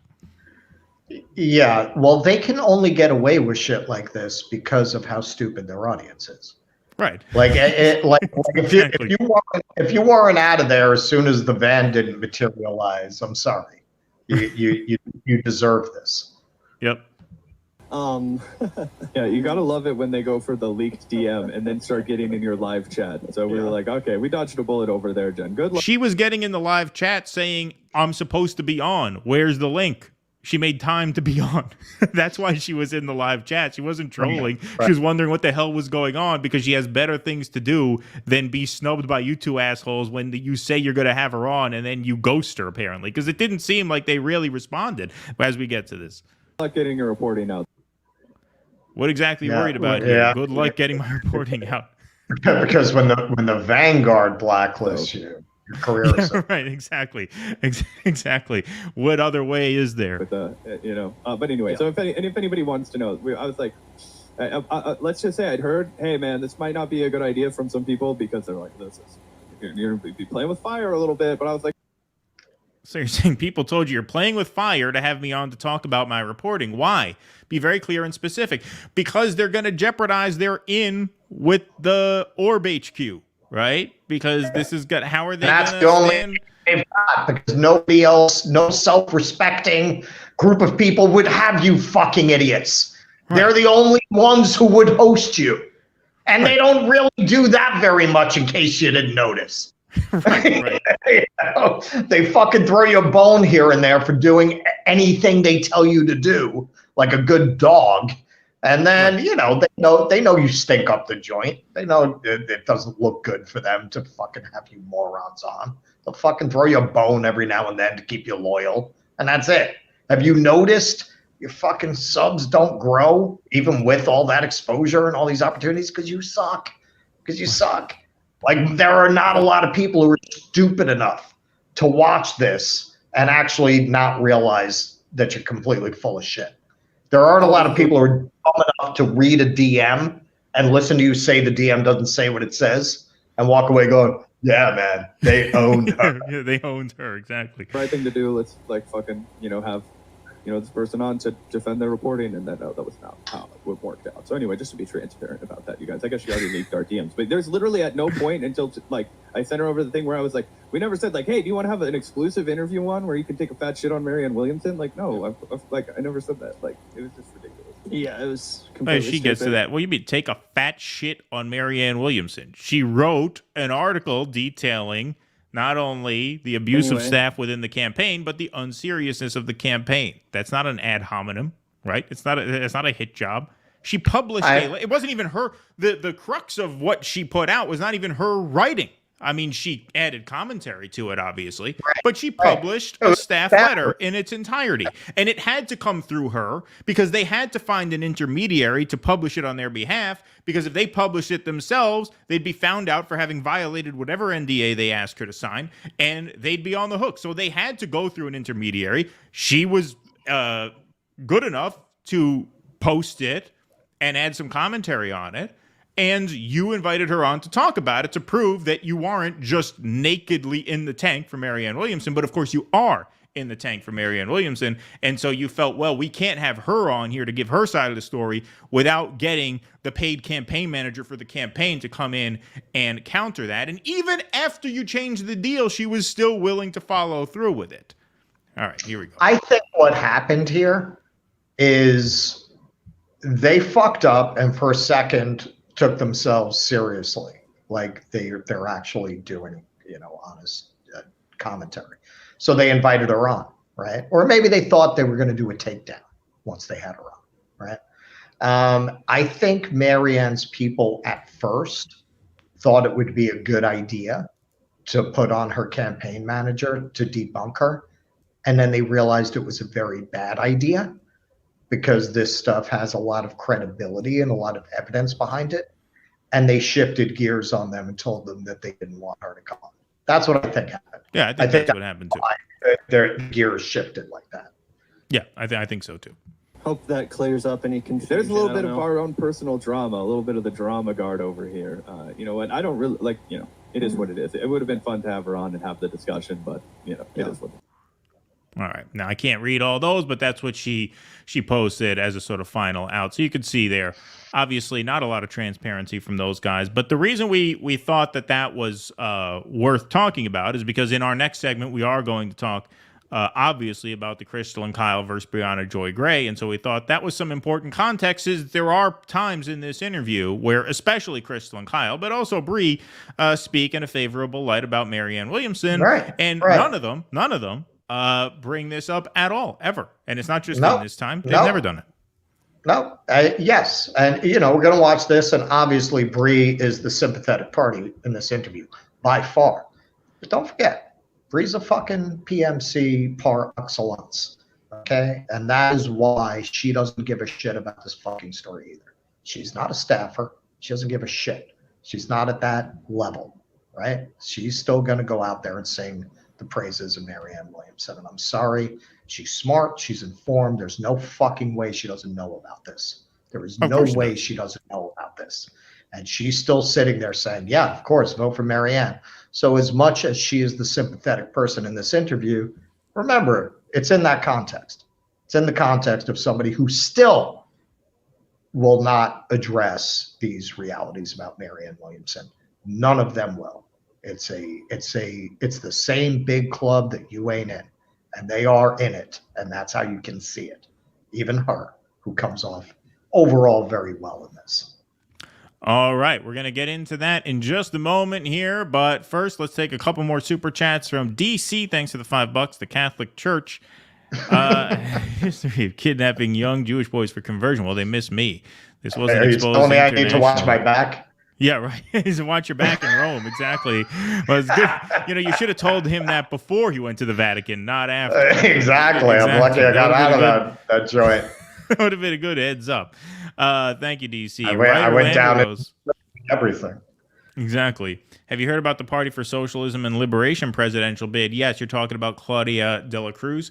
I'm a Cornell man, but I think they're a good third-party option for leftists. I watched that launch video. It was a good video, but, you know, one of the things that made Cornel West's run exciting is that he has a certain star power that they don't. And so there was the sense that this could actually be a vehicle towards building something more sort of substantial in the short term. But, yeah, I thought that was a good video announcement. Maybe we'll cover that on Wednesday. But thank you for the donation and for bringing that up. DC, yeah, the ruling. What's that? Maybe she'll come on.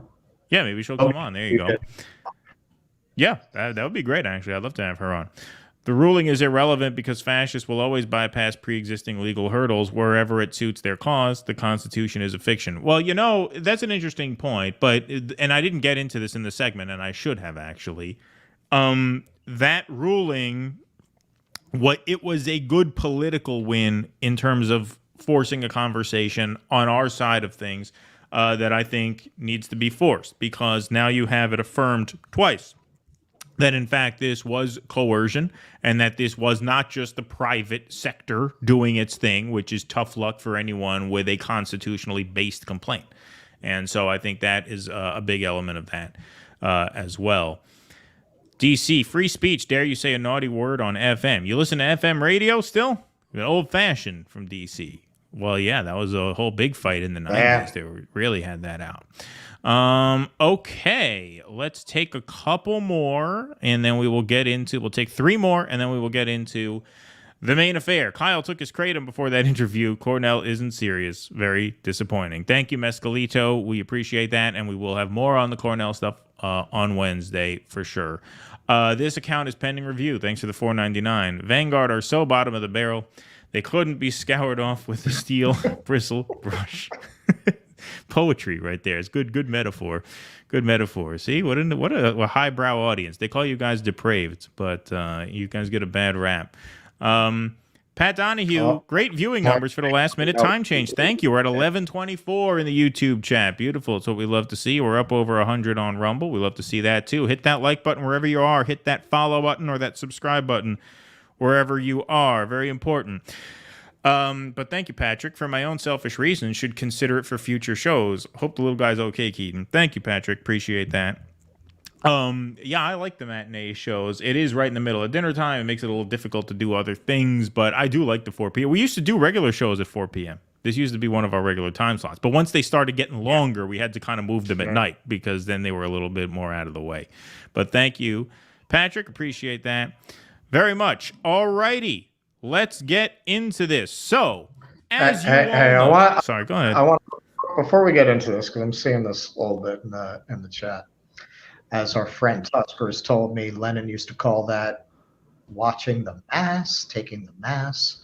I don't know. She told me some phrase that the commies have for paying attention to what people say.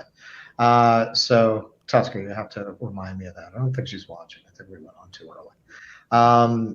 Yeah, I'm not saying Brie told people to vote for Marianne Williamson. What I am saying is she interviewed Marianne Williamson, never brought this shit up, still talks about Marianne Williamson as she says in this interview, yeah, if you want to go vote for her in the primary, sure, go ahead, without ever bringing this up.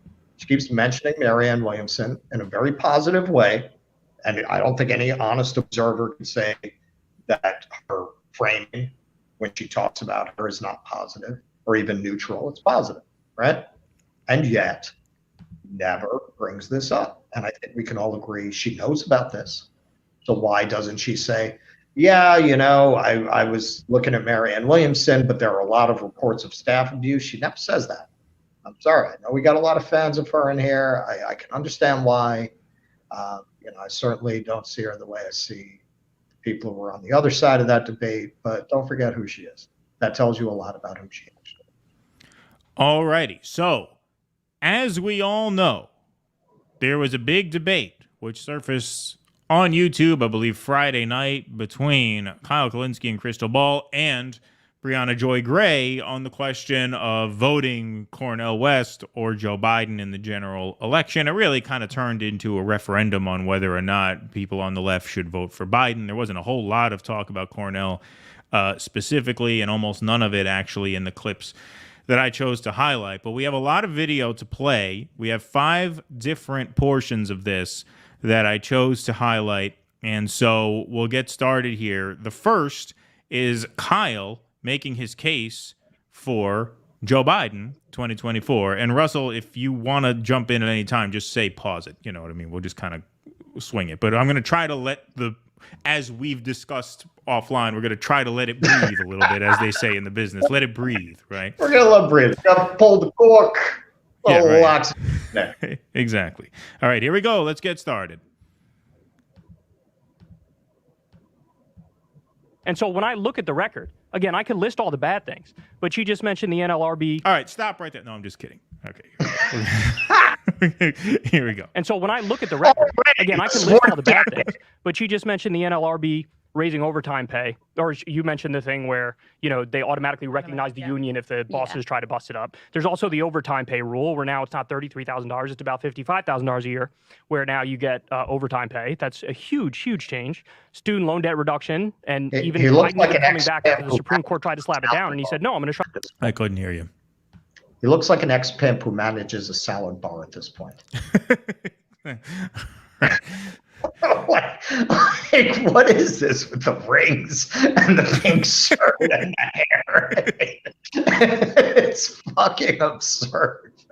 Like, you're a leftist. You're on the left. Look at you. You're a fucking joke.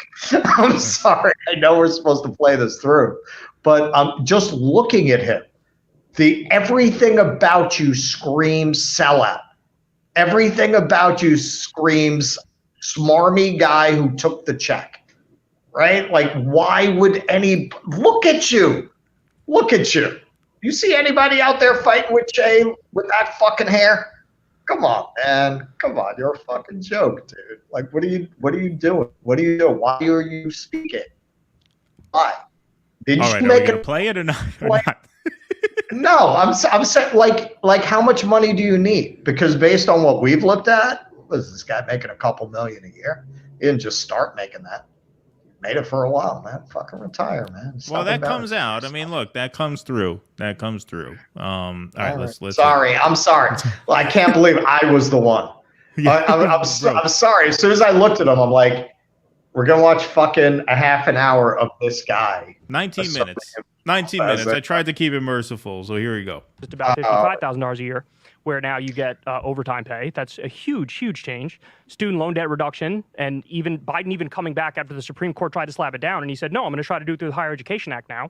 There's little things we could go after him. Oh, the interest rate. Yes, that's bad. I agree with you on that. But we got to recognize that that is, all things considered, a step in the right direction. Pulling out of Afghanistan, he actually had the balls to do it, even when the media was shitting on him relentlessly. And I didn't see anybody on the left coming into his defense at that point in time. A lot of people have. I was like the only fucking one. It was like me and Matt Iglesias. I definitely defended him. Okay, so I want to pause it there because he says, I was the only one to defend him when he pulled out of Afghanistan. And even Krystal had to say, hey, that's bullshit. There were a lot of us, right, who defended him on that. But listing that as an accomplishment, I'm sorry, that is bullshit of a kind on its own, because if that were step one in winding down the empire, you could say, okay, fair enough. It obviously was not, since we're up to a whole new game over in Ukraine now. That's number one. What's that? It was shuffling around the resources. Exactly. It was shuffling around the resources, freeing up some money and some weapons, which obviously are all going to Ukraine now. On the second point, the pulling out of Afghanistan was the real turning point for Biden in terms of his poll numbers. He was sitting mid-50s in favorability rating before that happened. And the reason that was so devastating for his polling is because just as when Mitt Romney was caught on a hot mic saying that 47% of Americans are basically takers and worthless and lazy, this moment affirmed people's worst fears about Joe Biden, right? That 47% moment for Mitt Romney was people getting a look at, oh, we always thought this guy was an out-of-touch rich prick, and now we're seeing it. Well, that Afghanistan pullout was the same sort of moment for Joe Biden, because 6 weeks before that pullout, Joe Biden is on camera staring into space talking about, oh, yeah, no, we feel very good about how the pullout's going to go. We don't even think it's necessarily a foregone conclusion that the Taliban is going to regain power. And then when you see it go down the way it did, that affirmed people's worst fears about Joe Biden, which is he's too old for this. He's not up for this. We just saw him 6 weeks ago saying this was going to go a completely different way. Not only did he say that, but apparently he and his team were confident enough in that assessment that they did not bother evacuating the Afghani people who wanted to get out when we left, which, however you feel about the war, I don't think we should have been there in the first place. When you occupy a country for 21 fucking years, I think the least you could do is give fair warning when you're going to up and leave so that the people who want to evacuate can be evacuated. We did not do that. And so what we had was, as our planes were pulling out, you had people hanging off the side of our planes, falling to their deaths out of the sky once the plane took off. So to pitch that as a highlight of this administration is just absurd, even if you agree with the overall goal of pulling out of Afghanistan. Not only that, okay, so two things. This is a minor point, but repeatedly Kyle asserts that he's some kind of prophet who's not listened to or some kind of victim. Because earlier on he says, people used to call me Mr. Purity Test. Who? I don't. Yeah. Who? Your mom? Who called you that? I don't recall that, and I used to watch him back in the day. And again, here I was the only one. Like, what, dude? What is going on with you, man? Like, shut the fuck up, Jesus Christ. And then he, at another point, I don't know if you have it, he says, well, stuff happens when you pull out of a war. Well, that happens right now, I think. Yeah. Is that, so you have that part? I think he gets into that right now, if I'm not mistaken. Yeah, so what, well, I guess there was no way he could have left in an orderly fashion, not like a fucking drunk stumbling out of the bar at 4 o'clock in the morning. Yeah, they admitted a year later that they could have in fact done more to evacuate the people who wanted to leave before we pulled out, so that it didn't go down. And what does that do for us later when we want to get allies. Not to mention the fact, not to go too far afield from this, but hey, man, you think the rest of the world didn't get the message when fucking Gaddafi went out with a knife up his ass? This is what happens when you make a deal with the United States to give up your ambitions for weapons of mass destruction. You wind up sodomized with a fucking knife, with Hillary Clinton laughing about it like the sick fucking maniac that she is. You think you're ever going to be able to convince another country to do that? Right. He came, we saw, he died. There you go. All right, here we go. Well, then it's like three people. And all these. Oh, I'm so anti-war. He pulls out of Afghanistan, and it gets messy because that's what happens when you pull out of wars. And all of a sudden, oh my God, you know. No, it gets messy when you pull out of 20-year occupations without giving the proper notice to the people you've been occupying for the past 2 decades, and don't give them the very least you could do, which is fair warning when it's about to go to shit again. Well, and you get your people out, of course. Right. How are we going to convince anybody to work with the United States ever again? We did this to the fucking Iraqis, and we did it again to the Afghanis. We don't take care of the people who help us in these countries. Why would anyone do it? It's a death sentence. Exactly. I thought that was actually a good moment for the left. I saw a lot of consensus. Good on you, because we almost resented and kind of were enjoying the extent to which he was getting, dogpiled by the mainstream media, and we were the only ones defending him. So I would quibble with that a little bit. But I didn't see much defending him. I really didn't. Kyle, what people are responding to, if I can offer this, is not the idea that you are accurately describing advancements, good things that Joe Biden is doing. I think you could also say Obama did some good things. No, Biden is way better than Obama, not even close. That's not the point I'm making. Okay. It's not that one is better than the other. You could also sit here and say Obama did good things.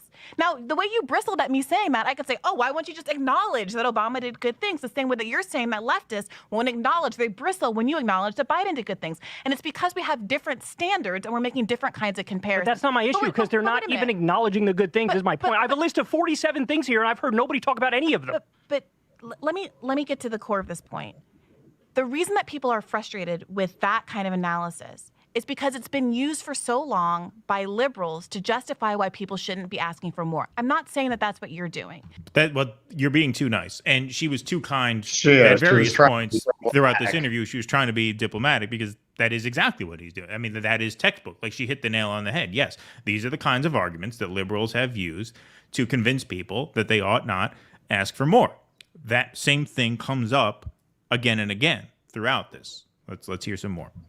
But if you bring up something like student debt, when the consensus of all of the student debt experts that I've talked to on my podcast, people from the Debt Collective, the Asher Taylors of the world, the legal experts I've brought on, is that there was a path toward doing this, to canceling all student debt, that would not have been stymied by the Supreme Court. The same authority that Donald Trump used to enact the student debt moratorium, which has been ongoing until beginning of this month for the last 3 years, was the same authority that he could have canceled all student debt with a stroke of a pen. He chose not to do that because he decided to means test the program. He circulated those documents. I got one in my inbox last August, I believe it was, to see if you qualify for student debt. It was a very easy form. But when he did that, that started the clock for people to be able to challenge it in court, which what 6 states did, 2 of them were successful, and now here we are today. Not only did he decline to do the unstoppable mechanism to actually cancel all student debt, he additionally chose to use a legal authority, which when many legal experts said was the most vulnerable one. So you're now saying, no, he could have used the Higher Education Act. He did. He did. He invoked it. He could have done that in the first instance. But he didn't, and now he tried it again through the Higher Education Act. The idea that it's a conspiracy, he doesn't want to actually cancel it. No, he appealed the case like 4 or 5 times. Kyle, and then at the end of it, when the Supreme Court said, no, you can't do that, he said, fuck you, I can. And he did the Higher Education Act. That's exactly. No, he didn't. So why do my student loans start up again next month? Exactly. Look, this is one of those points that was just absolutely outrageous. He acts like he signed the new executive order canceling student loan debt, invoking the Higher Education Act. I did a whole 10-minute presentation on this where I laid out the exact timeline of how everything happened. Okay? I don't have to get into complete detail in the interest of time. I'll be very, very brief. He was given a memo in April of 2021 saying use the Higher Education Act. He sat on that memo for 16 months and then used the HEROES Act. So he sat on that memo for 16 months and then used the wrong justification to cancel student loan debt, $10K or $20K per borrower, depending on your circumstance, right? Then that got held up in court until, what was it, July of this year, where the Supreme Court struck it down. Biden came out and said, okay, now we're going to use the Higher Education Act, but it's going to take longer this time. Longer than the 16 months it took you to do the first one? Well, guess what 16 months from July 2023 is? It's November 2024, which means he's not signing another executive order using the Higher Education Act until after Election Day at earliest. He likely will not even do it during the lame duck, which means the next time he's going to do that is into 2025, when he's in all likelihood not going to be in office anymore. So for you to say that he did it, he solved it, is absolute nonsense. And some people came at me on Twitter over this by saying, well, he did invoke the Higher Education Act to cancel $39 billion worth of student debt. That affected 800,000 people who had already been paying for 20 years. That is not the broad-based student debt cancellation that is in question during this argument. What they're talking about here is the broad-based cancellation for 44 million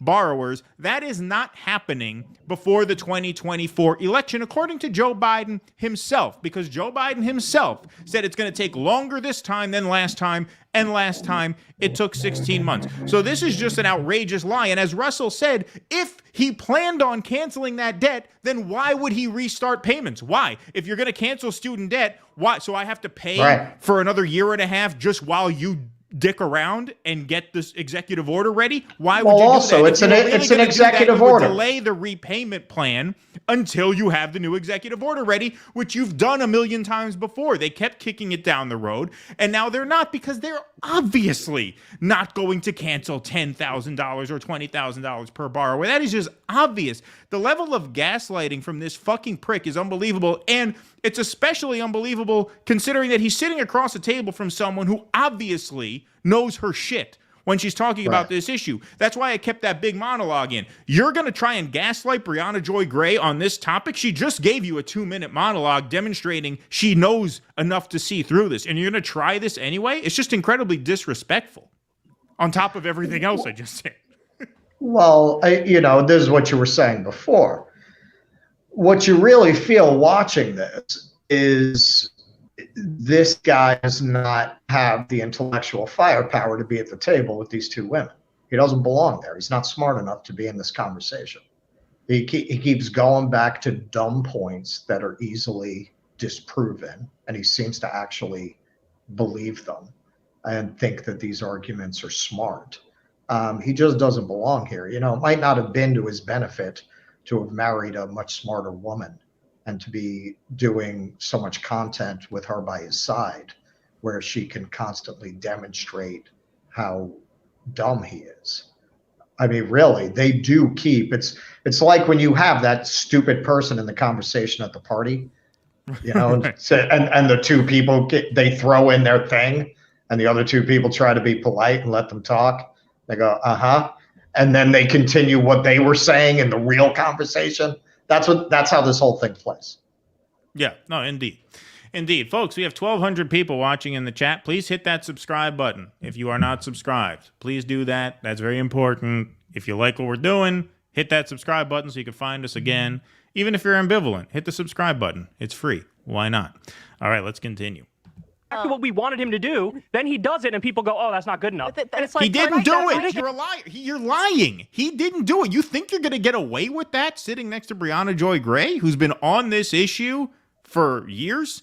It's outrageous. Kyle, what we wanted him to do is first and foremost just cancel the student No. debt. I expected him to do nothing on student debt. This is the point I'm trying to get across to you, is that I expected nothing from Biden, and he did way more than I expected. And that is an incredibly obnoxious point, that you expected him to do nothing, and because he is exceeding your basement level expectations, we ought to be impressed. Hey, motherfucker.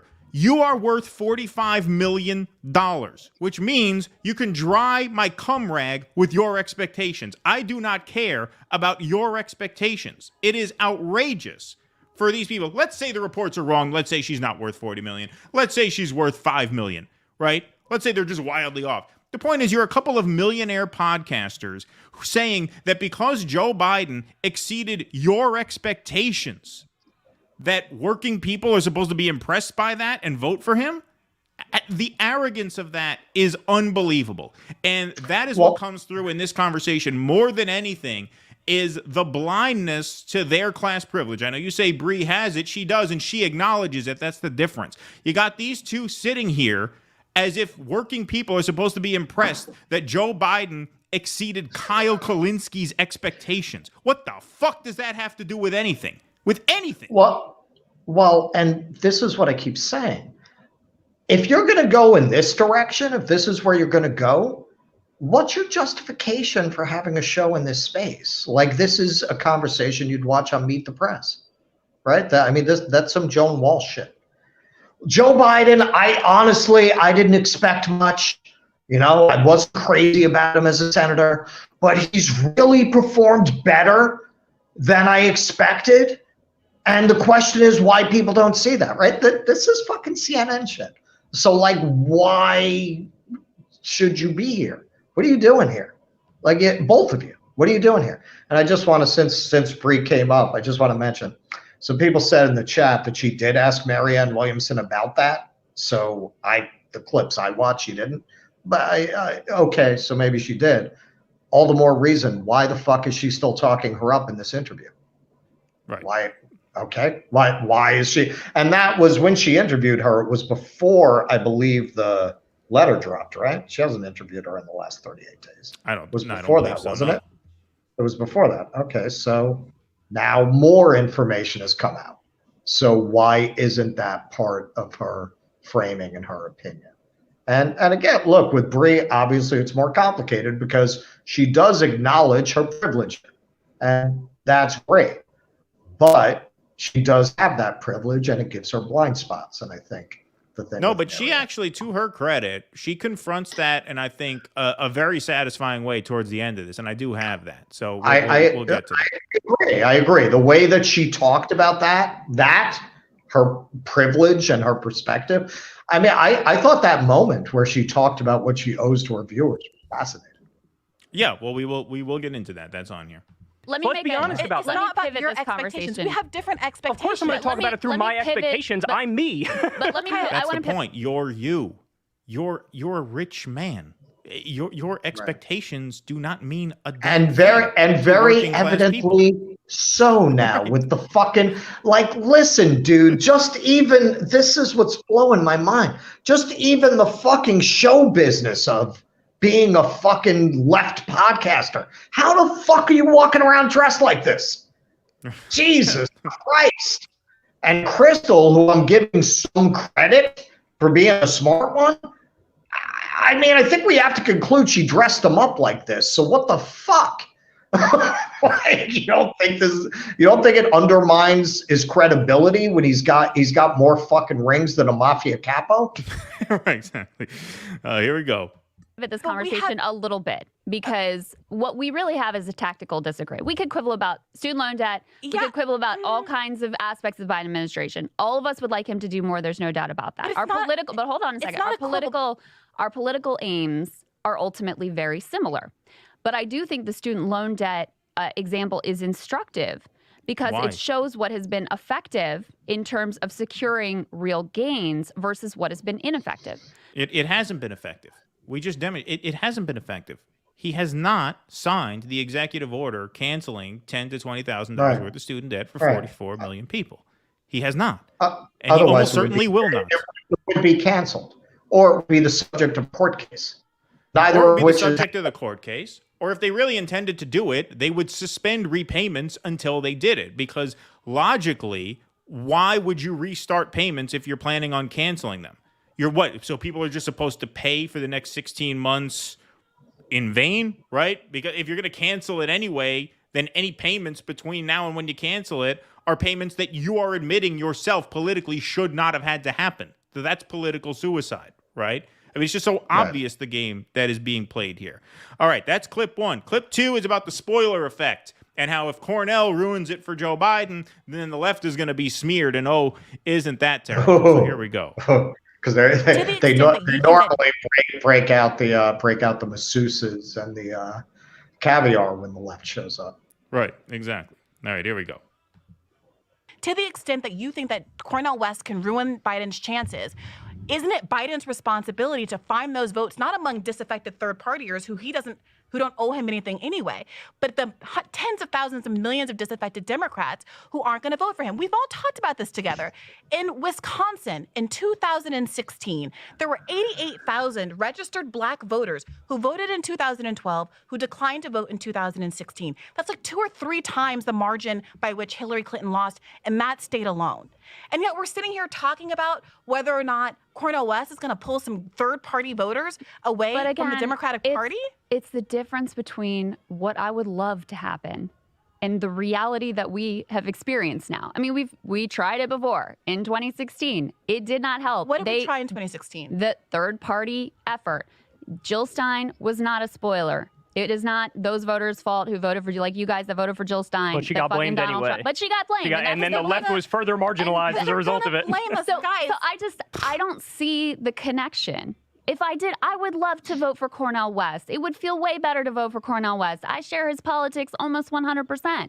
But I don't see the connection between voting for Cornel West and achieving any of the aims. And I see a much more direct connection between protecting the Biden National Labor Relations Board and allowing this little budding, exciting, amazing, potentially transformational labor movement to actually grow. Whereas if Trump gets reelected, which is, listen, it's the fact, based on how the Democratic Party is going to respond to Cornel West's election bid, it is more likely that Donald Trump gets elected with Cornel West in the race. And that, to me, is a massive loss because we know what his record is. We know what his National Labor Relations Board was. We know who his labor secretaries were and how they were engaged in all this union busting. And so I see a much more direct connection between that moving the ball in our direction than, Cornel West getting 5% and either his candidacy not really mattering at all or being used once again to, smear the left and marginalize the left and say these are just the people that are interested in getting Trump elected. So to that second point, I'm just going to be honest. Not only do I not care about arguments that the left is going to be smeared, I think it's silly because no matter what we do, the left is going to get smeared. Bernie won Nevada, and it was, oh my God, we're going to decapitate people in Central Park. Exactly.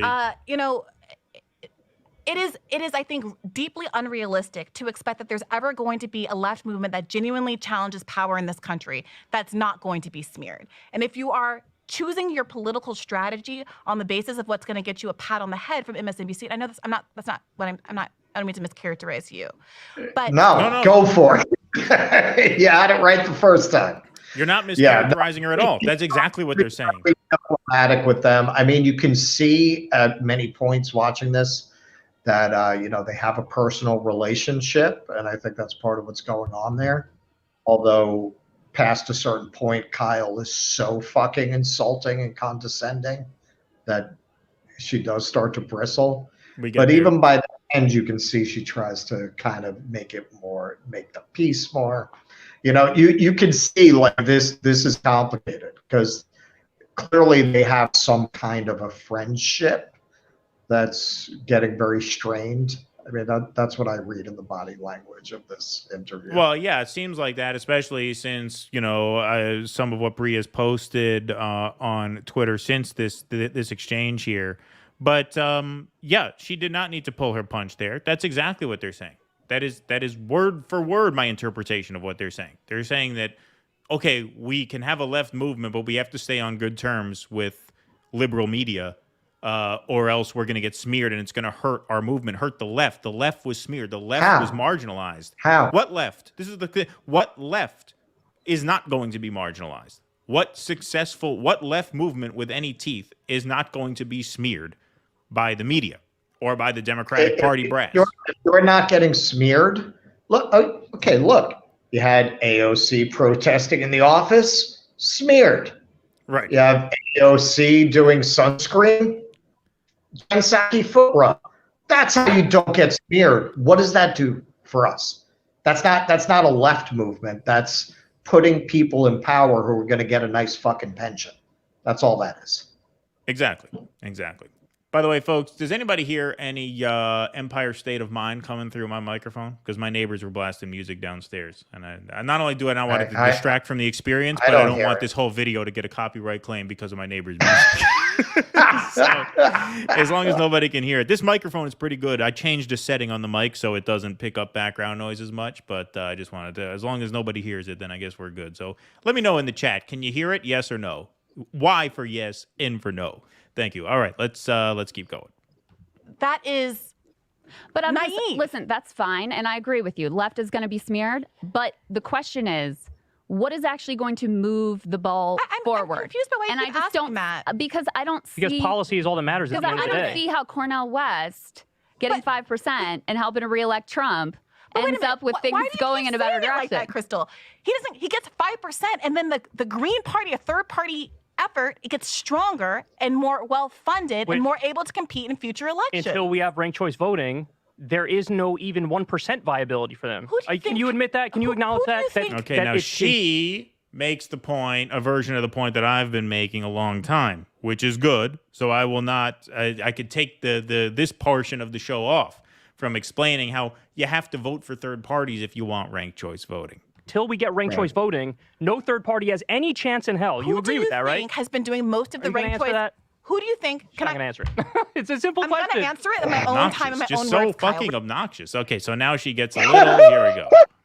She's not going to answer. Yeah, you got the Harvard lawyer there, genius. Exactly. It's a simple question. I'm going to answer it in my own time, in my own words, Kyle, respectfully. It's a simple one. The ranked choice voting thing, if we get ranked choice voting... I go around, I do a lot of podcasts, and I don't know what's going on right now. It might be the phase of the moon. We had the double moon last month.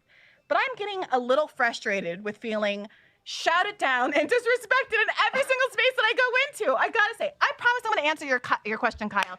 Sit tight. I got it coming for you. I'll sit tight. Who do you think has been doing the bulk and the best funded ranked choice voting advocacy in terms of getting on ballots and getting it passed in the United States of America? Third-party voters. The Libertarian Party. Okay, so then what the fuck? How can you answer that question? I'm astounded he even answered that question the way he did. Because by answering that question, he's just exposing how full of shit he is. If you know that third-party voters and third-party candidates are doing a better job moving the ball down the field towards, universal ranked choice voting... By the way, I know it's a long shot, but if we ever want Brie on this show, she'll never forgive us for that freeze. For what? Oh, this freeze? I don't think it looks too bad. We've had worse freezes for people. But how he can say, "Oh yeah, no, I acknowledge that actually third-party voters and third parties are actually doing more to advance ranked choice voting than Democrats." How he can admit that he knows that while still parroting the line, well, you can't vote for third-party candidates until we get ranked choice voting. How does that not expose how full of shit your entire premise is? Like, I don't get how you could even admit that and expect to have any credibility on this transparently bullshit point, as she pretty much tears down right here. So here, we'll get the freeze off.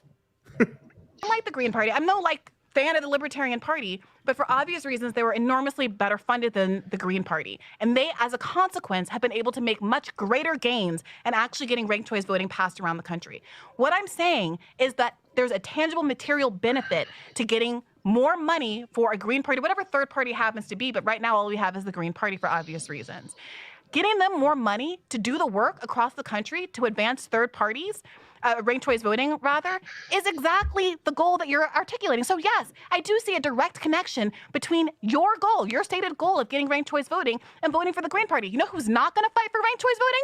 The Democratic Party. Yes. Here's my point. There's not even a 1% chance or a 0.1% chance of Cornel West winning unless or until we get ranked choice voting. So I have to be honest. That's not what she... Go ahead.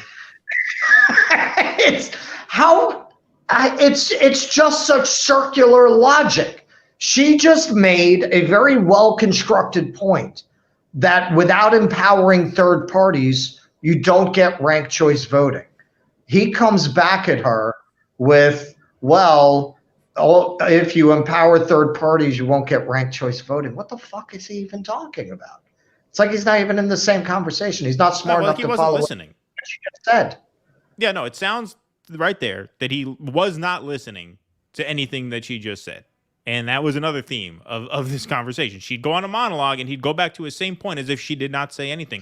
Characteristic of a shit lib, by the way. What do we always talk about? The liberal cat stare, how you can make a point and they just will not know how to address it. So they just act like you never said anything. That's exactly what that was right there. He did not address a single thing that she just said. I feel like it's self-disenfranchisement to really like put all your effort into third parties before we get ranked choice, putting the cart before the horse, in my opinion. That's my point. Astounding how she just explained to him, and he apparently agreed that third parties have been more effective than the two major parties at actually forcing ranked choice voting through as an issue.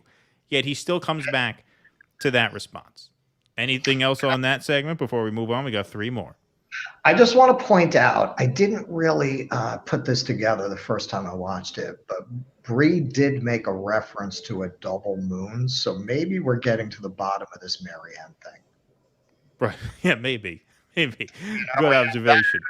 The magic books in the background. Maybe the worst is true. Maybe all that Rosemary's Baby shit, that all these PMCs are secretly Satan-worshipping cultists. Right. Pagans sacrificing, maybe Kyle, Krystal, and Brie. Maybe that's where all the tension comes from. They get together in black robes when the show's over, sacrifice a goat or something.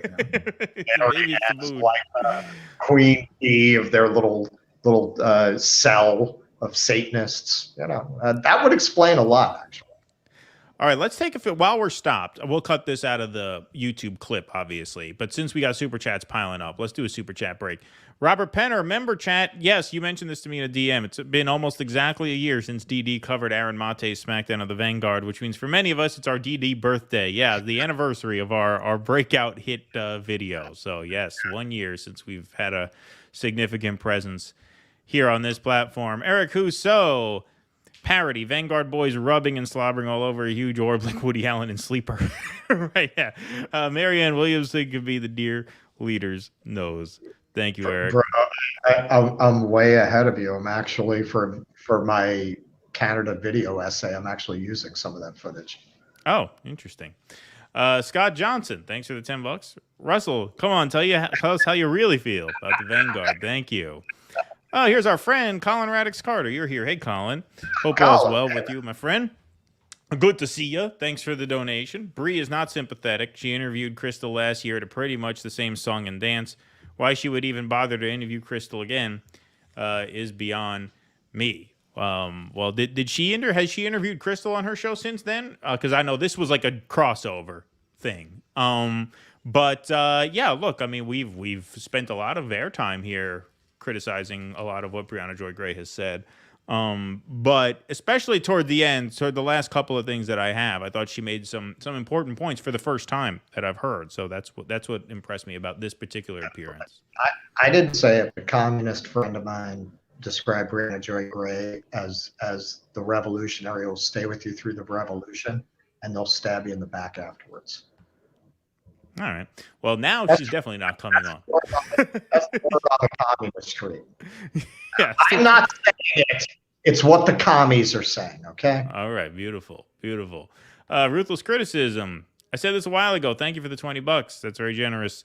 Cornell is a moralizer. While it's a nice way of talking, we need someone who is more direct, more brass tacks. Sean Fain for president. Yeah, by the way, 4 days until the UAW strike. Looks like it's going to happen. But thank you, my friend. Appreciate that. Jack Carolyn. See, we got a lot of our Euro audience here because we did a matinee. So that's awesome. Thank you, Jack. Time for them. Exactly. Taking the soup during the famine in Ireland meant converting to Protestantism for a bowl of soup. Kyle and Krystal took the soup. Interesting. Thank you for that reference as well. We're going to start using that. Yeah, that's a good one to start using, indeed. John Cedillo, thanks for the $4.99. The change in Kyle is so jarring from what he once was. It's almost like a Stepford Wives scenario. Okay, listen. I'm not one of those freaks who believe there are really vampires, but if I did, I would think that Krystal stole his soul. You if you believed in vampires. If I believed in vampires, because he's kind of got a Renfield thing going on now, with the hair and everything. It's it's definitely looks like he's been reduced to her manservant. The hair, the whole change in appearance. It's like he got the third bite. Right. Sweetest friend for you. Thank you for the $20. That's very kind of you. Appreciate that. Garble, thanks for the $5. Kyle has gotten all cocky McGee's acts. Yes, indeed. I see what you did there. Good play on words. Bordering on a dad joke, I would say, because it's a pun. It's a play on words, but still a pretty good one. Nonetheless, Jax Page, thank you for the $5. My retired railroader husband wants to puke when they talk about the NLRB appointments after busting the strike. Well, thank you for that, and that's actually a good place to break for Super Chats, because our next segment that I have to look at deals directly with that issue, at least in part. So let's take a look. Like, I understand your critiques of Joe Biden very well. Many of them, if not all of them, I basically share. What I don't understand is just simply a tactical question of how focusing on a third-party effort gets us towards the goals that we share. That's the piece that, to me, recent history proves it has the complete opposite effect, whereas we do see actual progress that is possible made through the Democratic primary process. And I know you accept that. Like, you're not a Marianne hater. I'm not putting that on you whatsoever. Marianne. No, she loves Marianne. I don't understand. Hey, case closed. Case closed. I told you I left that in. Mary Ann. I love Mary Ann. Okay, so I don't want to hear it. Right, exactly. How risking the reelection of Trump and allowing a Trump union-busting NLRB to quash what is the most hopeful thing happening in American politics, which is the labor movement. I don't understand how that moves us forward. Like, that just doesn't compute for me. Well, for one, I'd say, and I don't mean to at all minimize the value of this latest ruling, but so the ruling that they're talking about was a ruling at the end of August where the NLRB ruled that if management interferes with a union campaign, that they basically have to recognize the union absent a formal vote, that if a majority express support absent a formal ratified vote, then that union must be recognized and that management must agree to allow labor collective bargaining rights, basically. So that's the ruling. All right. So just to bring everybody up to speed on that, let's play a little more. Have been heartened by the energy and the gains made by the labor movement prior to that over the last few years. Which were enabled by the Biden NLRB. I mean, there were keys. The workers get all the, listen, they do the work. I'm not trying to take anything away from them. But there were key decisions that were made in the Starbucks organizing drive in particular, in the Amazon labor union drive as well, that enabled those workers to do their thing that wouldn't happen under Trump. Okay. Very quick point I want to make here about this, okay? And especially since Jax gave us that super chat, okay? If you are going to say, right, that because of this NLRB ruling and because of Biden appointees to the NLRB, that we must vote for Joe Biden, what you're basically saying is that the Democrats can screw us over as much as they want, break as many promises as they want, abandon as many people as they want. As long as they give us good NLRB appointments, we have to vote for them anyway. That's basically what you're saying, is that if they give us one thing, secure one victory, right? Even if I concede that that's an earth-changing victory, which I really don't concede that it's an earth-changing victory, because ultimately, if you're going to have a revolutionary left movement, workers are going to have their hands, their feet, and their guts, and they're going to have to engage in all kinds of extra democratic actions like wildcat strikes in order to usher in the kind of transformational change that we actually need. But even if I were to grant you that, yes, better Biden's NLRB than Trump's, what you're saying is that as long as you give us a good NLRB council, you can fuck us as often and as hard as you want in every other respect. And this is what every left commentator who advocates falling in line behind Biden always refers to. You have Ben Burgess saying that when he votes for Biden, it's only because of the NLRB. Okay, well then every politician, every party has to pick one issue, right? One issue, and that's it. That's all. Right. Yeah, a couple things there. One, okay, so what if the trade-off is your freedom of speech?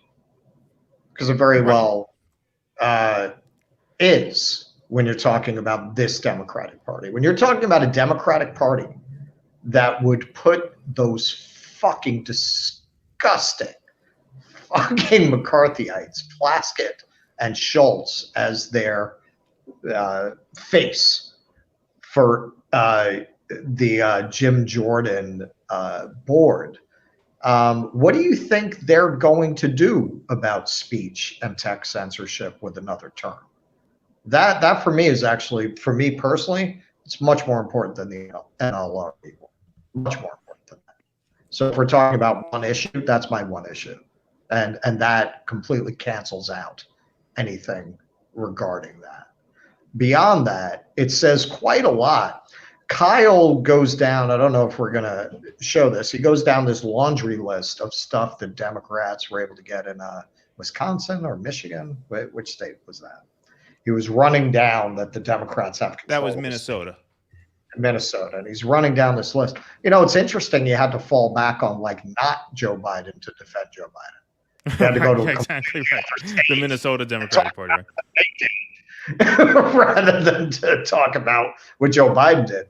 The fact that you have to keep falling back on this, that kind of makes the case that Brie is making. What the fuck has he done? Right. If this is all you got, and clearly it pretty much is because it's what you keep going back to, and you had to lie about student loans, so that doesn't count, right? I mean, you just of course. about it. So this is it. Okay, well, there are so many other issues, and Brie, to her credit, brings this up. World War III, how about that? And then, I mean, I don't want to jump the segment. I'm assuming you have that section where he starts talking about Trump's dangerous. I couldn't hear that. What about World War III? And Brie does bring that up, and Kyle's response to that was ridiculous. I didn't actually put that one in. We have two more. About who she wants to win, and is Biden better than Obama? All right. Well, in the same, I mean, I think most of our audience probably saw it, but in the same smarmy way he's been with her throughout this interview. Well, I think Trump's a lot more likely to start World War III. Exactly. I think he's a lot more likely. Why? Why exactly do you think that? And then he starts saying shit about, well, he was much more antagonistic with Russia.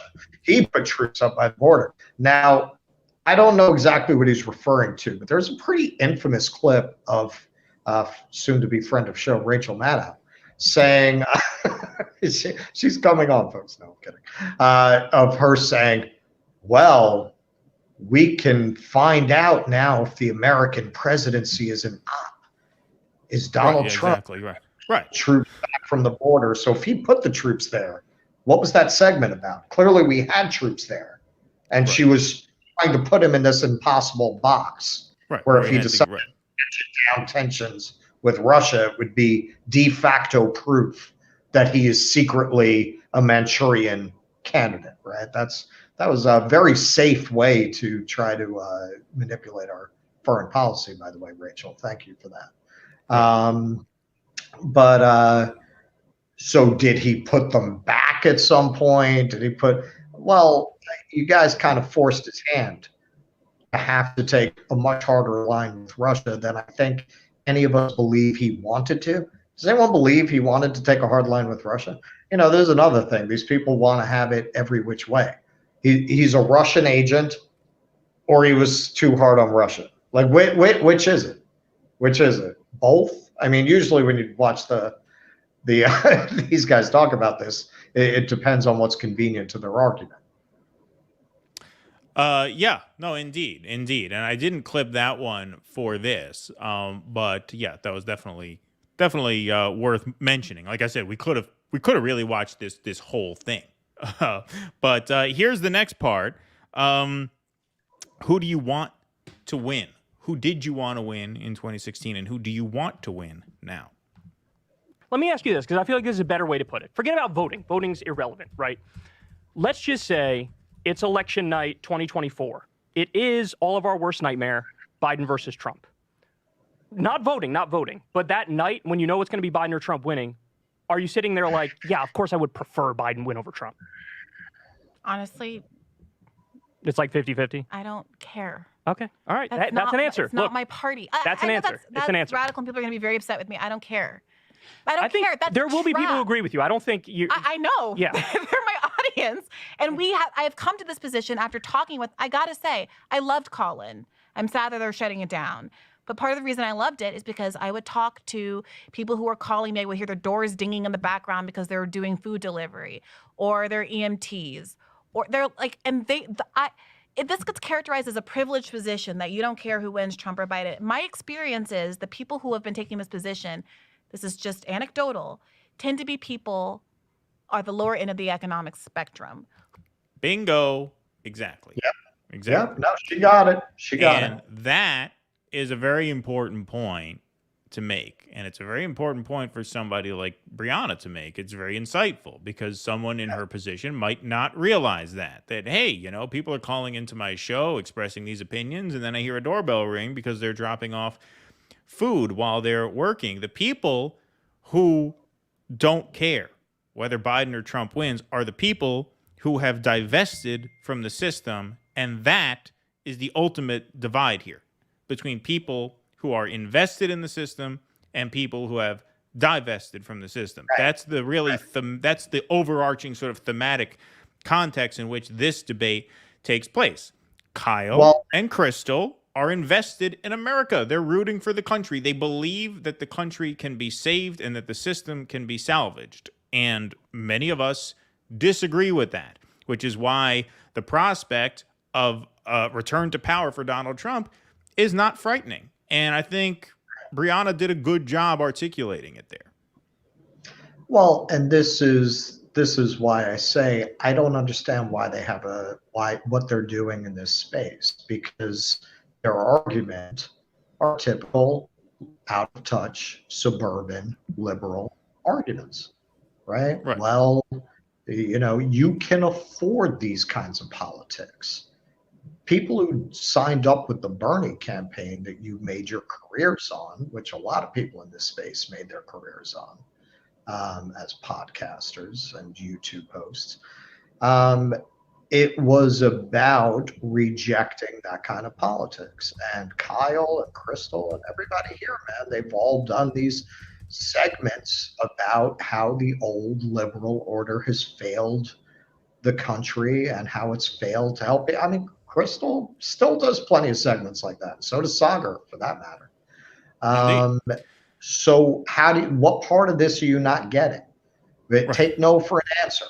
What part of this system is so broken that people who are not in your privileged position don't feel any investment in it, and they don't feel obligated to save it? Quite the opposite. They want to burn it down. And she, Brie at one point says, I'm sympathetic to accelerationist arguments. Well, we're going to get to that in just a moment. Let's take a quick super chat break because I do have to go help my little boy get some Tylenol down. So, Jake, we got some super chats lined up. If you could just hit them for Russell, and Russell can take them, and I'll be back in just a few minutes. All right? I'll be right back. You're not going to have a show by the time you get back. Yeah, right, exactly. All right. You saw the river Dirty walked out of the ground to the Colosseum, but have you visited any of the perennials in Italy? I have. Now they know that I hate puns. They're going to be all over me with those.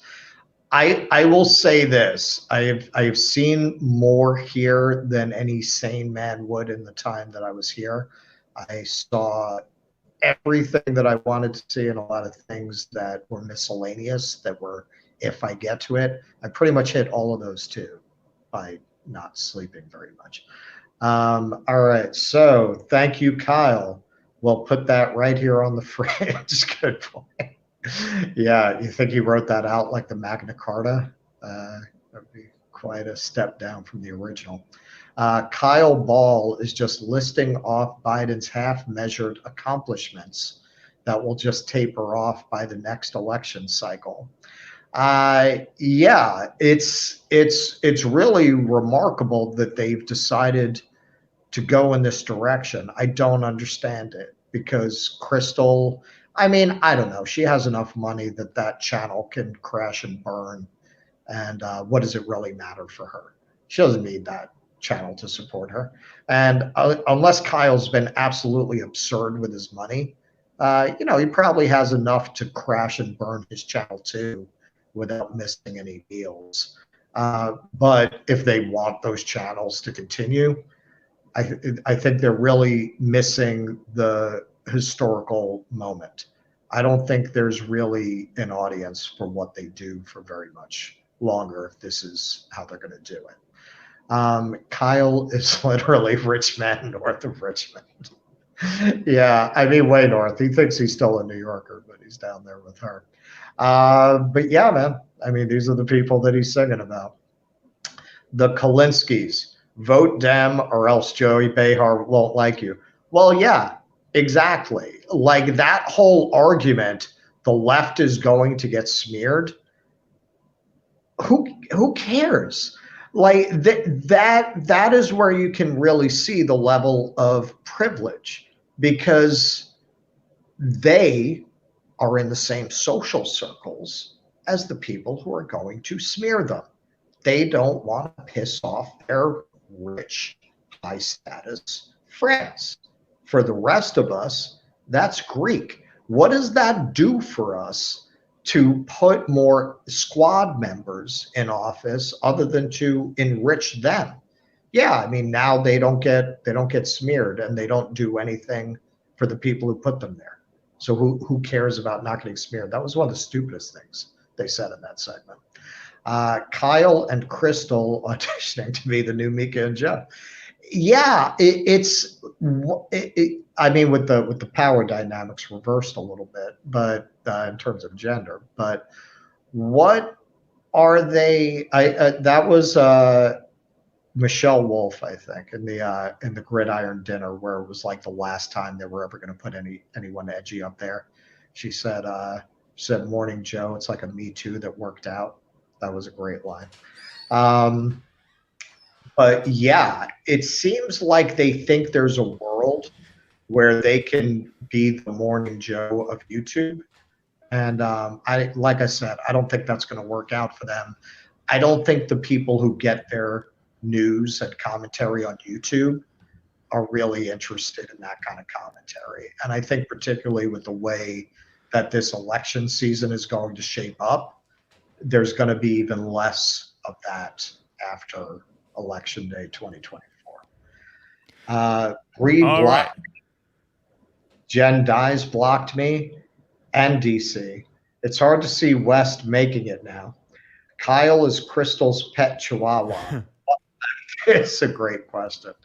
Yeah, you know, they haven't blocked me. I have been blocked by some others though.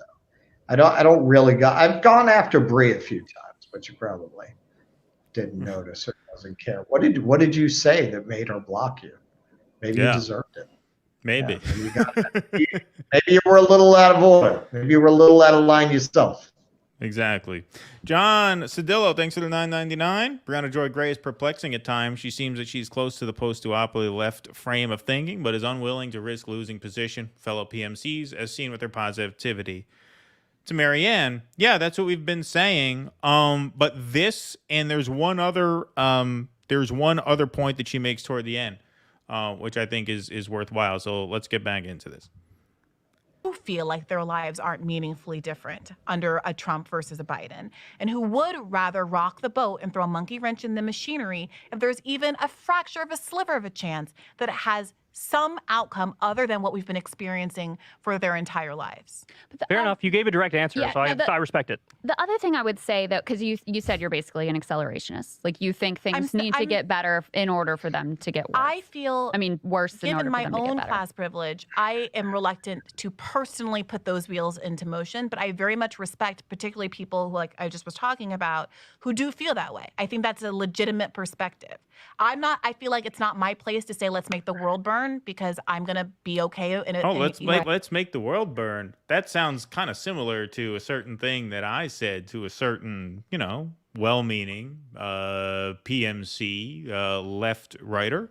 That's what it's about. It's not about making the world burn. It's about it's about establishing the stakes for different groups of people, and it's about telling PMC types like Krystal and Kyle, no, you can't have your nice incrementalist liberalism, okay?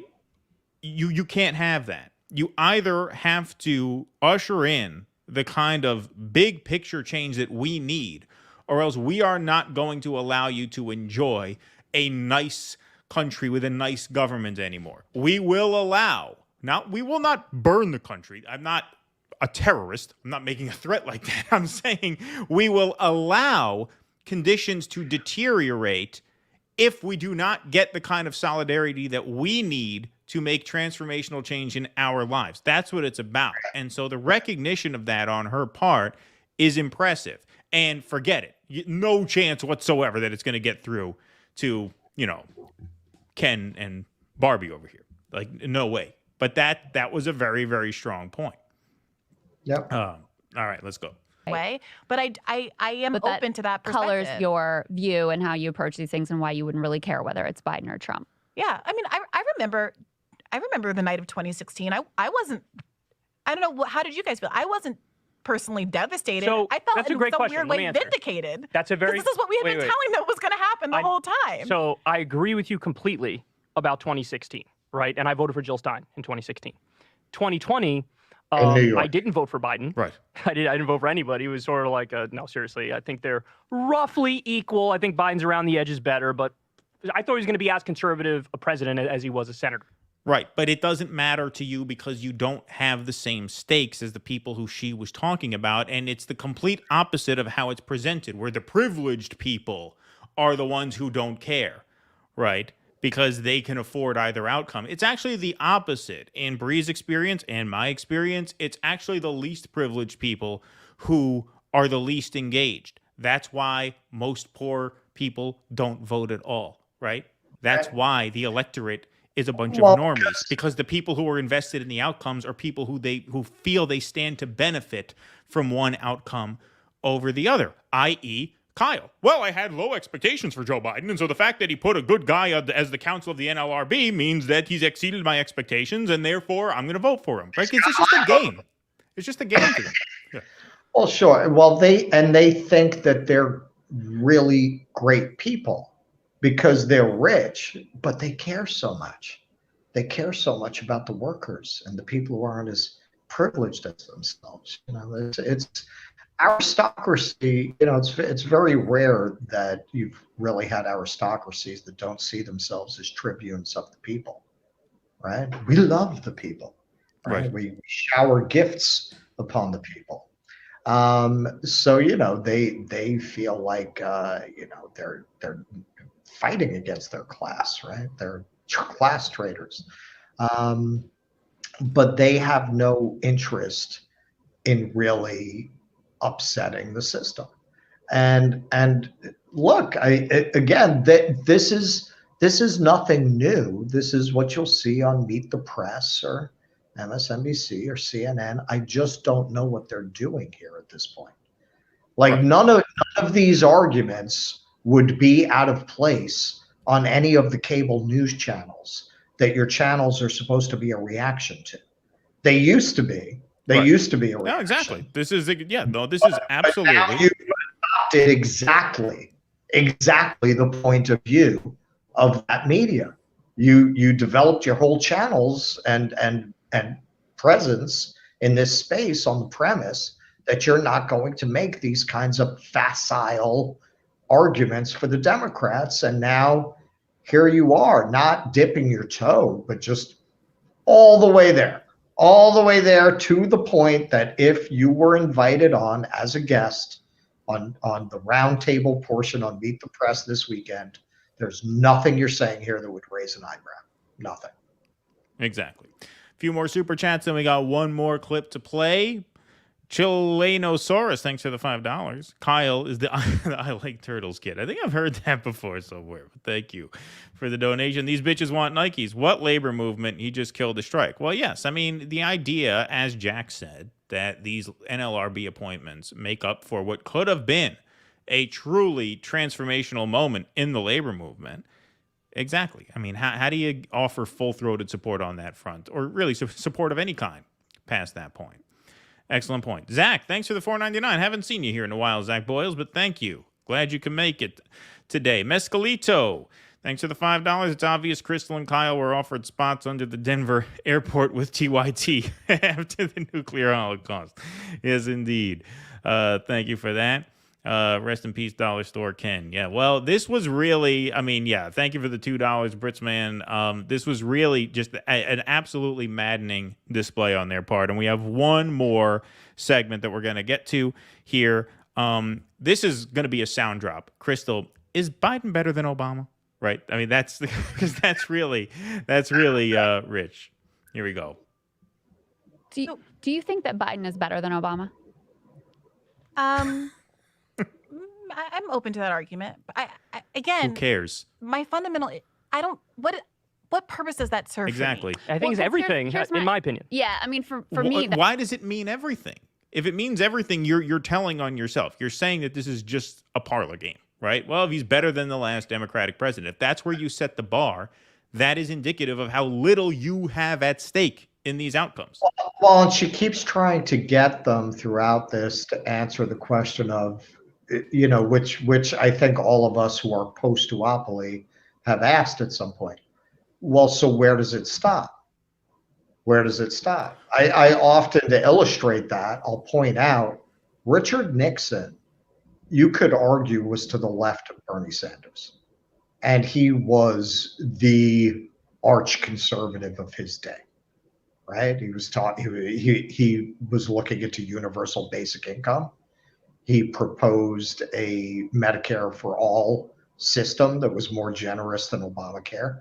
Ted Kennedy killed it because he wanted something better than that. Little did he foresee the Reagan Revolution making any move towards that impossible. He created the EPA. I mean, Sanders never even mentioned UBI. I never heard those words out of his mouth. So that tells you how far we've gone. Richard Nixon was the right winger of his day. And in some respects, at the very least, his policies were to the left of anything Bernie Sanders was proposing. So that gives you an idea of how far we've fallen. Can you imagine what it would look like if we continue in this trajectory? You're going to wait until W looks like a liberal? Right. Yeah, exactly. Well, it's funny because Krystal actually poses a certain question to Brie that she answers very interestingly in this last clip. That's like, is the person going to do good things that move us in a better direction? Especially, I brought up labor unions a million times, but for me, that's really central. Or are they not? But that's not the question. I guess my question that's for not you the question. is... The question is, what is at stake? Look, by this logic, if the question is, are the people who are going to... Look, they talk about the labor movement, right? NLRB. We have an auto worker strike that is looming, right? It could be in effect on the 14th, which is this week, right? The logic they're talking about, well, if you get good things and you move the ball down the field, isn't that good enough? By that logic, why would there ever be a labor strike, right? Look, Sean Fain is saying he wants a 46% pay increase for his workers. Let's say management comes back and says, we'll give you 15%. And he says, well, no, I'm going on strike.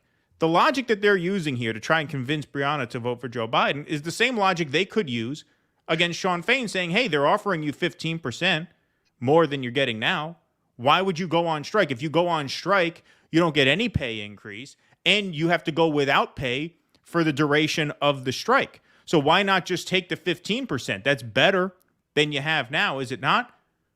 So by that logic, why would any laborers strike? The reason they strike is because they say, we acknowledge there are certain gains we could take to the bank right now if we wanted to, but we're choosing not to because those gains are not sufficient to meet our needs. And so the fact that we're moving the ball a few yards down the field is not good enough, that we are not willing to sign on that line because it doesn't get us near where we need to go. That's the whole point of a strike. So if you're so concerned about labor, then why are you devoting so much time trying to convince Briahna Joy Gray to take not half a loaf, a slice of bread? Because you've only mentioned this NLRB as this magic reason. Oh, we got to vote for Joe Biden because of the NLRB. Oh, and I forgot, Afghanistan. Yeah, other real feather in his cap, you know? Oh, and what's really amazing is, you know, I don't know what the fuck Kyle's doing on his channel at this point.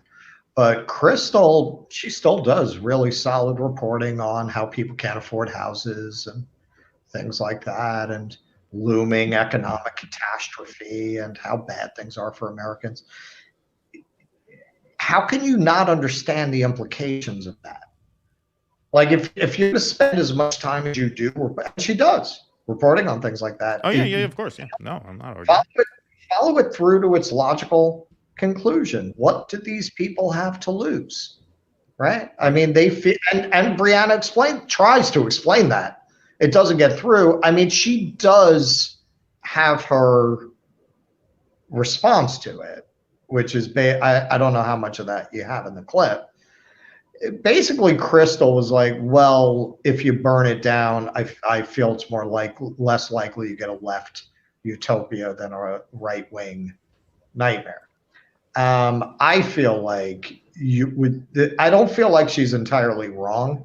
I feel like what she's missing is you're given a choice here between rainbow fascism and the more traditional variety. Not fascism is not on the menu with these two power bases, right? Which is really one power base. It's two wings of one power base. So you could be the frog in the pot of boiling water and just get slowly cooked by this system, which is clearly where this is going. Or you can try to blow it up and see what happens. One, there's the prospect that something better will come of it. And this way, you're just slowly going to get cooked. And that's the only possible outcome of this system. That is what she's not getting. Exactly. All right, here we go. Is because you were sort of like, all right, let's acknowledge, sure, let's say Biden's 10 times better than Trump. Like, how much better would he have to be before you're like, okay, it's not just lesser evil, it's not just vote blue no matter who. It's actually worth voting for this person. He would have had to have done everything that he could have done. Even Bernie wouldn't have done everything he could have done, in my opinion. Okay, so she just gives a great answer, and then this idiot laughs. Oh, even Bernie doesn't do anything he could have done. Listen to what she says. Listen to what she says. Sure, let's say Biden's 10 times better than Trump. Like, how much better would he have to be before you're like, okay, it's not just lesser evil, it's not just vote blue no matter who. It's actually worth voting for this person. He would have had to have done everything that he could have done. Even Bernie wouldn't have done everything he could have done, in my opinion. Even in comparison, what kind of statement is that? I just think. Wait a minute. I'm not saying he could have. I'm not taking a shot at you. I'm just saying I don't think politics. Even somebody like Bernie, who's principled, I don't think he even delivers on everything. He has to fulfill miracles. I'm not saying he has to accomplish everything that he says he wants to do. I'm saying he has to have done everything he could have done. You can do a lot as president. You can do a lot. So this is the issue with Biden. Not that he didn't wave a wand and create Medicare for all, because we can all acknowledge that even if it were Bernie Sanders, that would have been an uphill battle. But what I choose to focus on my show, and what I really appreciate about reporting by people like David Sirota and The Lever, is that he exposes the gap between what these people have done and what was literally possible. Exactly. That is the point. He would have had to have done everything he could have done. Not everything he says he wants to do on the campaign trail, because you can't do everything you say you want to do. But the point is, can he or did he make an honest effort to do everything he could have done? That's why that Build Back Better package looked promising at first, because we thought, okay, limitations being what they are, if they can do this, we can reasonably say that they have done the best they could in the moment. And not only did they not get that through, Biden never bothered to negotiate face-to-face with Joe Manchin to get that through, which means they did not make an honest effort to do everything they could have done. Again, subtlety completely lost on Kyle Kulinski. Well, even Bernie wouldn't do everything he could have done. No, Bernie wouldn't have been able to do everything he said he wanted to do, but there's a difference there. Did you do your best? And Biden has not even come close to even trying to do his best. Yeah, and let's not forget the LBJ theory that LBJ would have pulled Manchin in the office and said, well, you know, your daughter's been up to some real funny things with that pharma company. We might have to look into that if you don't vote the way I need you to vote. Why not? Why not? No, of course. There was going to quit the party? Well, then we're going to investigate her double. You quit the party, we're all over your daughter. Right? Like LBJ wouldn't have even hesitated to pull that fucking move. So, you know, a lot of these things, you know, as with the education move he pulled, he didn't want these things. He didn't want them to go through. This is the game Democrats play. We're wise to it at this point. And you can't, I mean, that's what Brie is saying. You can't make these arguments to us anymore. We're over it. We're done. Exactly.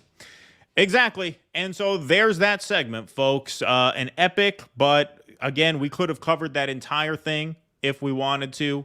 But there we had about 17, 18, 19 minutes of footage there that we looked into for you guys, and hope it was worth your while. Let's take some more super chats before we gotta get out of here. JF, if you're ready, we could say a quick hello. I got an out coming up pretty soon, but what's up, my friend? Thanks for calling in. I'm paying in the morning. Yep. Okay, well, there's better things to look at than my face, so I'll give you this camera shot. Are the levels good on the voice? Yes. Okay. I want to really burn through this quickly because I know you got a hard out with your child with mono. But I have a number of choices for you, so let me burn through them. Is that okay? Sure. All right. Number 6 is Horse Race Addiction of Politics, Ray, Krystal, and Meth. This is from my least favorite to my most favorite. Ray, Kyle being ended by Biederman.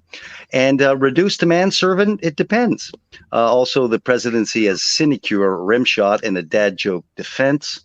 Who Justin really is, and the Brazo example, and circling the drain, Ray Nixon to W as liberal. And you guys should really read David Orchard and the Fight for Canada. The Info Space Oddity essay that I sent you. The Contrarian Colonel and I essay that I sent you. And finally, my favorite, Jeff Sachs, tell me what you know about him. Italy and comparative literature. Mind the Gap, and Neil Young and the Tragically Hip. All right, that's what I got. What do you like? All right, well, thank you. I like Jeff Sachs. What do I know about Jeff Sachs? I would love to get Jeff Sachs on the show. All right, well, fire away. What do you know about Jeff Sachs? Well, I know he's been given some great takes on the Russia-Ukraine war, and he's got the face of a guy who is invited, who, you know, gets invited on mainstream media. And so I am interested in having him on the show because he's one of these guys who I think makes some very good points in a way that is very palatable to mainstream audiences. And so he's a very good tool for educating people because he doesn't present as a radical. And to my knowledge, he's not a radical. But he's certainly talking sense on the most interesting, I'm sorry, not the most interesting, the most urgent topic of the day. So yes, I would love to talk to Jeffrey Sachs. All right, well, I've invited him, which brings us to the next part, Mind the Gap. I've invited him to do a talk. Once upon a time, me and Noam Chomsky were in his office in 2010 talking about my deputation on Parliament Hill about what are we going to do after fossil fuels anyway. And Mind the Gap was the gap between what we know and what we do. And I wanted Noam to come up and give a 1-hour talk first in front of Toronto's city administration building. And then we would get a big crowd because I was going to have Neil Young play after Chomsky's talk. And the reason I was going to get Neil was because he had a lot to apologize for after his Ronald Reagan period. Go. Well, I mean, I don't know. I'll take that as a comment. I don't really have a response, but well, like I said, I'm working on a Canada essay, you know, so the Battle for Canada thing I want to take a look at. Yeah, so take a look at David Orchard and the Fight for Canada. All righty. Well, yes, that was the other thing on your list. And And so no, David Orchard is a book that will help your friend's essay. Beautiful. All right. Well, thank you so much for the call. We appreciate it. We got to take some super chats, and then Just one last thing. Just one last thing. Did you guys get my emails? Did you send them through email or through Patreon? I signed up, I paid, and then I sent it to Do Dissidents. Okay. I will take a look in both places, and I will respond for sure. All right. Thanks. Bye. All righty. Thank you, sir. Grazie. Bye-bye. Grazie.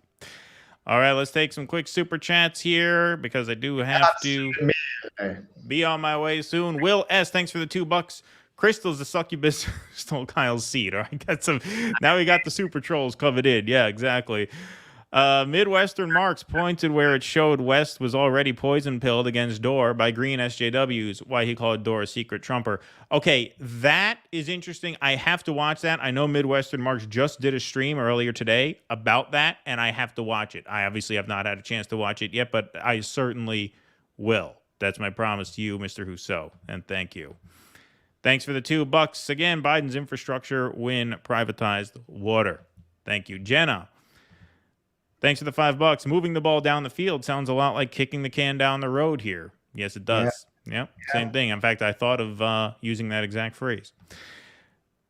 Kira and Gina, thanks for the $5. Krystal-Kyle to Brie. If you don't support Biden, yeah, you ain't black. Yeah, that kind of patronizing tone. For sure. For sure. Good comment. Yeah. I was surprised. I mean, I guess I shouldn't be, but I was really surprised how fucking obnoxious Kyle was. Like, he laughed in her face. Yeah, no, it was horrible. It was horrible. That's why I said it was absolutely mad. Don't treat anyone like that. No, of course not. It's ridiculous. Linda Corey over on Rockfin. I really wish independent media commentators wouldn't criticize the audiences of other channels. I watch a wide spectrum of content creators because I get something out of each of them, despite their flaws. Yeah, no, look, that's in regard to your take on the Vanguard chat, referring more to the chat, the level of discourse in the chat than people who watch. Listen.